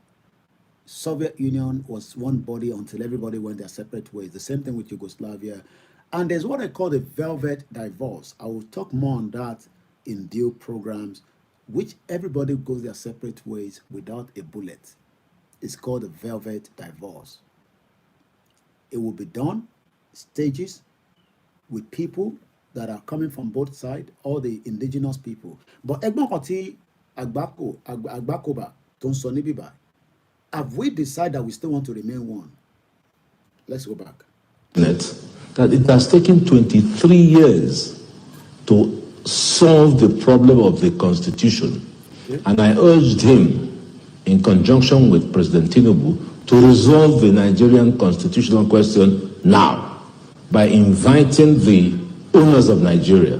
The owners of Nigeria, mark you, were those who owned Nigeria before Lugard brought his amalgamation in 1914. Call them in. These are the people who own the country, and ask them questions. What do you want to see of the Constitution? Because without a Constitution, we're going nowhere. And no one will doubt the fact that the Constitution bequeathed by the military in 1999 is unsatisfactory. Okay. You can't build anything out of a weak foundation. The economic development. And that is what many Nigerians don't want to agree. You expect President Bola Ahmed Tinubu to build the Nigeria of your dream. Babami Waris, you know, the Naira is dead long ago. It is 1,000. Now I need another 500 Naira to be making sure that we can tell you, because this has gone beyond what I used to have before. We started with 1,000, we added 500. The Naira to pound is now 1,700. And yeah, they are very intelligent people. They can try their best. Look, many of you, they're just fooling you. You will read in the Punch newspaper, the Vanguard newspaper, they are all red tricks. Nothing is going to happen. They've been saying that money is coming to Nigeria from investors. We are waiting. Where are the investors to bring the money? Where are they? Let's go back to the final part of the video. As we're winding down, we've done 5 hours, close approximately. That is more than enough for today. If I can still come back out, I would do. If I don't come back out, just enjoy the Sunday. It's the last Sunday. Make sure you pray to whatever God you believe in. At 40 plus, I will not be fool for you to force your religion on us anymore. Nobody should force any religion on anybody.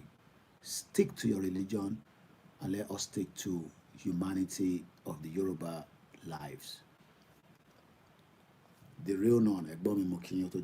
Let's finish the last part. See of President Tinubu, the political development policy of President Tinubu, and everything else he wants to do rests on a very solid foundation. So let him immediately resolve that. How can we spend 23 years looking for a foundation for building a house? Does that make sense to anybody? So that's my number one issue. We need to resolve this issue of, do we want to be one? And mark you, the flip side of the question is that we mustn't be one, because Yugoslavia, which was 6 countries under Marshal Tito, when he died, decided to break apart. And today, a lot of them are very strong countries: Macedonia, Croatia, Slovenia, Slovakia. They're all doing well. So there is no sacrosanctity about Nigeria being one country. There's none. I personally would wish for Nigeria to be one country, but we must agree. Now that is the problem. Because we have not agreed, and because the National Assembly has appropriated to itself the all-knowing wisdom of giving us a constitution, that is the weakness. So that's the starting point. President Tinubu needs to put his best foot forward to govern the country. So, anything, I just wind down. So, Mutukola Obole, and to Bashe Darapomawa, Emma Lati Farabale, Lati enjoy, Lati Bitati be, Ibita Sorosi, at the Sorishi Shoro, Ita Solini, Kama Yeba Wagba. Ìta máa sọ àníṣọ ìta yóò máa fi mú wa mọ́lẹ̀. Èmi àbúrò yín náà ni, èmi ọmọ yín ẹ̀gbọ́n yín olólùfẹ́ yín tí gbogbo yín mọ̀ sí White Lion. Bẹ́ẹ̀ ni mo ní èmi ni last man standing. Nígbà táyìn bá ń sùn èmi á máa jí lójú oorun. Àbá ẹnìkankan jà tó já àwọn ọmọ APC. I don't have problem with APC, I don't have problem with PDP, I don't have problem with anybody, but àmàlàgbègìdì politics tẹ́ ń ṣe yẹn kò lè work for the future of irú nǹkan táwa ń fẹ́. Nigeria only country ni 419 country ni gbogbo iná lẹ́mọ̀ kàríkà shop olúkálukú ṣàfihàn tiẹ̀ tó bá ti ní àǹfààní, so gbogbo yẹn kò lè ṣiṣẹ́ in the 21st century. So ẹ bá wa pín ètò olúkálukú kò máa ṣèrántí pé gbogbo tá à ń ṣe náà ló máa lẹ́yìn. You don't have to believe us, but báwọn kan ṣe believe àwọn bàbá wo lọ́wọ́ náà nìyẹn títí tí wọ́n fi ní regional government níjọ́ náà lọ́hùn. Lẹ́ẹ̀kan sí àwa ọmọ Yorùbá ilé tó lọ, let's get the hell out of Nigeria. Very clear. We made a declaration saying that it's too late for restructuring in Nigeria. You will remember in 1962 there was a massive problem in Nigeria when Awolowo was arrested. Our people talked to us. There was crisis for over 4 years that led to the coup. There was a Yoruba meeting of elders called the Yoruba Leaders of Thought. We relented. The thing continued. Yoruba has continued to lose ground since that time. In 1993, there was the annulment of the June 12 election. Shiju Ade, the former Oni, spoke and said Yoruba should go ahead and conduct an election. We did. It led to nothing. The same thing happened in 1988, just before the handover to the democratic elected government. Yoruba did not want to go for anything like Nigeria again. But then it failed. Look at where we are. Yoruba has been losing ground since 1914, and we are just tired. We are done for restructuring. It's too late for restructuring in Nigeria. It's too late for sovereign national conference. It's too late for resource control. What we want now is Oduduwa Republic. 2 minutes, I'm going to finish. And we are very categorical about that. We have made that very clear. We have made declarations, and we are very serious about our demands. Every region just go to its own tent. Yoruba wants to be on its own because the problem that Yoruba has is Nigeria. Nigeria is the problem, is the impediment to Yoruba development. Is the impediment to Oduduwa development. Without Nigeria, we won't be where we are. 1960, we were far ahead of South Korea and North Korea. We were far ahead of China even. We had television before France. We had radio before South Africa. Now look at where we are today. I think it's a shame that even any Yoruba man can be talking about restructuring at this point in time. What are we restructuring? This country that is already shot to pieces? I don't think that's what we want. But they are always talking about giving Nigeria a chance. the patience of Yoruba with Nigeria has come to an end. Kò ní bàjẹ́ fún ẹ, ẹ̀gbọ́n mi Georgia. 2017 ni fídíò tẹ́ gbọ́ yẹn o. That was 2017. 18, 19, 20, 21, 22, 23, 24. 7 years ago. Làwọn tí ń pariwo síta. But wọ́n jẹ́ kí voice wọn kó rìn bó ṣe jẹ́ kó rìn. A dúpẹ́ fún social media. A dúpẹ́ fún Olóyè Ìgbòho. A dúpẹ́ fún gbogbo èèyàn ọmọ Yorùbá. Tẹ dípò wọn yín sínú pocket. Àwọn kan ti ná ṣígìdì owó. Àwọn kan náà wọ̀n ná mọ́. Ọ̀nà ti sọ àwọn rí result. Àwọn kan náà ṣì máa ná. Gbogbo ẹni tó bá fẹ́ support wa, we need that support now. Ní dáwọ́ ẹjọ́ fún yàn kankan ní wa o. Ọlọ́run jẹ́ kí èmi wá sórí program kí wá ní I'm going to come and give you a breakfast in a minute. Just give me 2 minutes, okay? Thank you. Ní dáwọ́ àìsàn fúnra wa. Èmi ò ní járe kí wá ní ó ti wà lọ́spítù, ó ní ìdòwò owó táwa nídìí nísìn, owó media support ni. Gbogbo ẹ̀yin tẹ́ wá fún wa. Mom sí mi máa ṣàdúrà fún wọn dáadáa ní gbogbo ìgbà torí it's not gonna be easy. Kíyàn kan jí kó ní mo like bọ̀bọ̀ ọmọ Koiki. Kò wá ń ṣe mí nìkan lẹ́ ń ṣe fún. Ẹ̀ ń ṣe ní gbogbo different platform. But ẹni tó bá wá ní problem tó fi pé problem wọn àwa la máa wá resolve ẹ̀. And look, I have my own personal problem tí mo gbé wá sórí social media. Mo nọ́ọ̀sẹ̀ lábẹ́lẹ̀. Ẹ̀yin náà ní tiyín, èmi náà ní tèmi.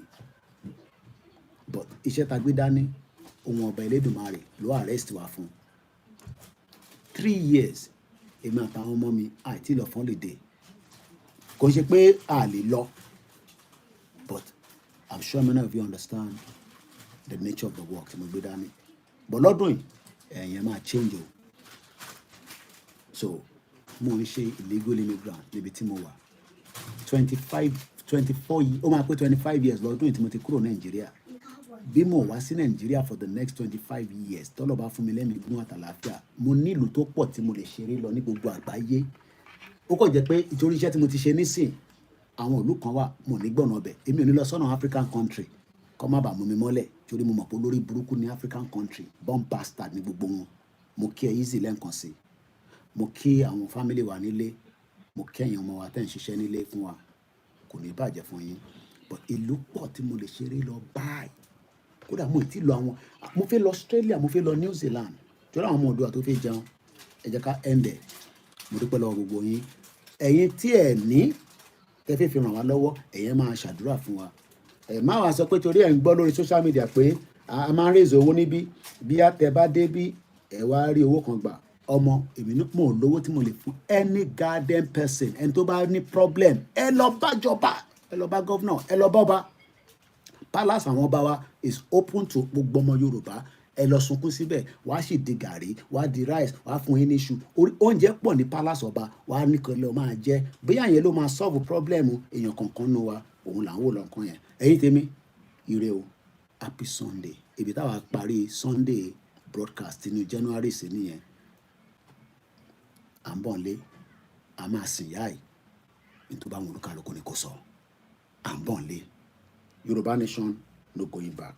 Ọláyọmí Kóìkì ni mò ń jẹ́ tí gbogbo yín mọ̀ sí Koikimedia. Èmi ni last man standing lórí ìrìn àjò yìí. Bàbá mi Wàrí Jìnàdù, ẹ̀yin ẹ̀gbọ́n mi, ẹni tí bàdá rúkọ, má fi ṣèbínú. And on that note, I gotta go now.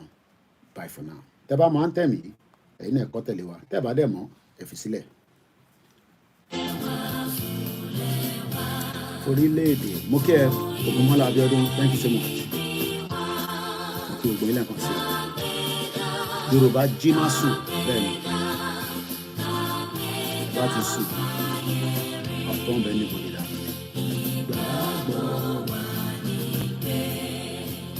Bẹ́ẹ̀ ni, ó Chechen could not hold Tito. Nigerian economy fẹ́. Ká ṣiṣẹ́, ká ṣiṣẹ́ o.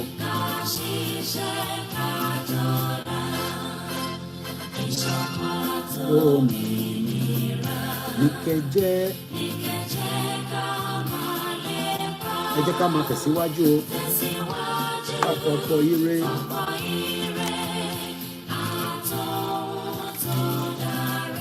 Àwọn ọmọ Odùduwà. bọ́ sí ipò àwa ní ìmọ́lẹ̀. Mo kí bàbá Bámidélé, mo kí GR, mo kí Alhaji Bashiru, Sister Bukky, shout out to you. Gbogbo àwọn conservative Yorùbá náà á kí gbogbo náà lè kúkú ń yọ́wò wá.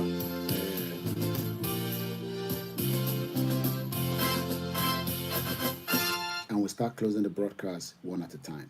Thank you. Bye for now. We'll see you. Igbowo. Bye for now. Au revoir. Igbowo. Igbowo. I want to are confused. The Lord is too much. Bye for now.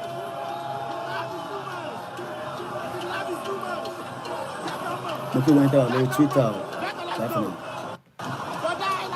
Àwọn àti wà lórí YouTube later definitely.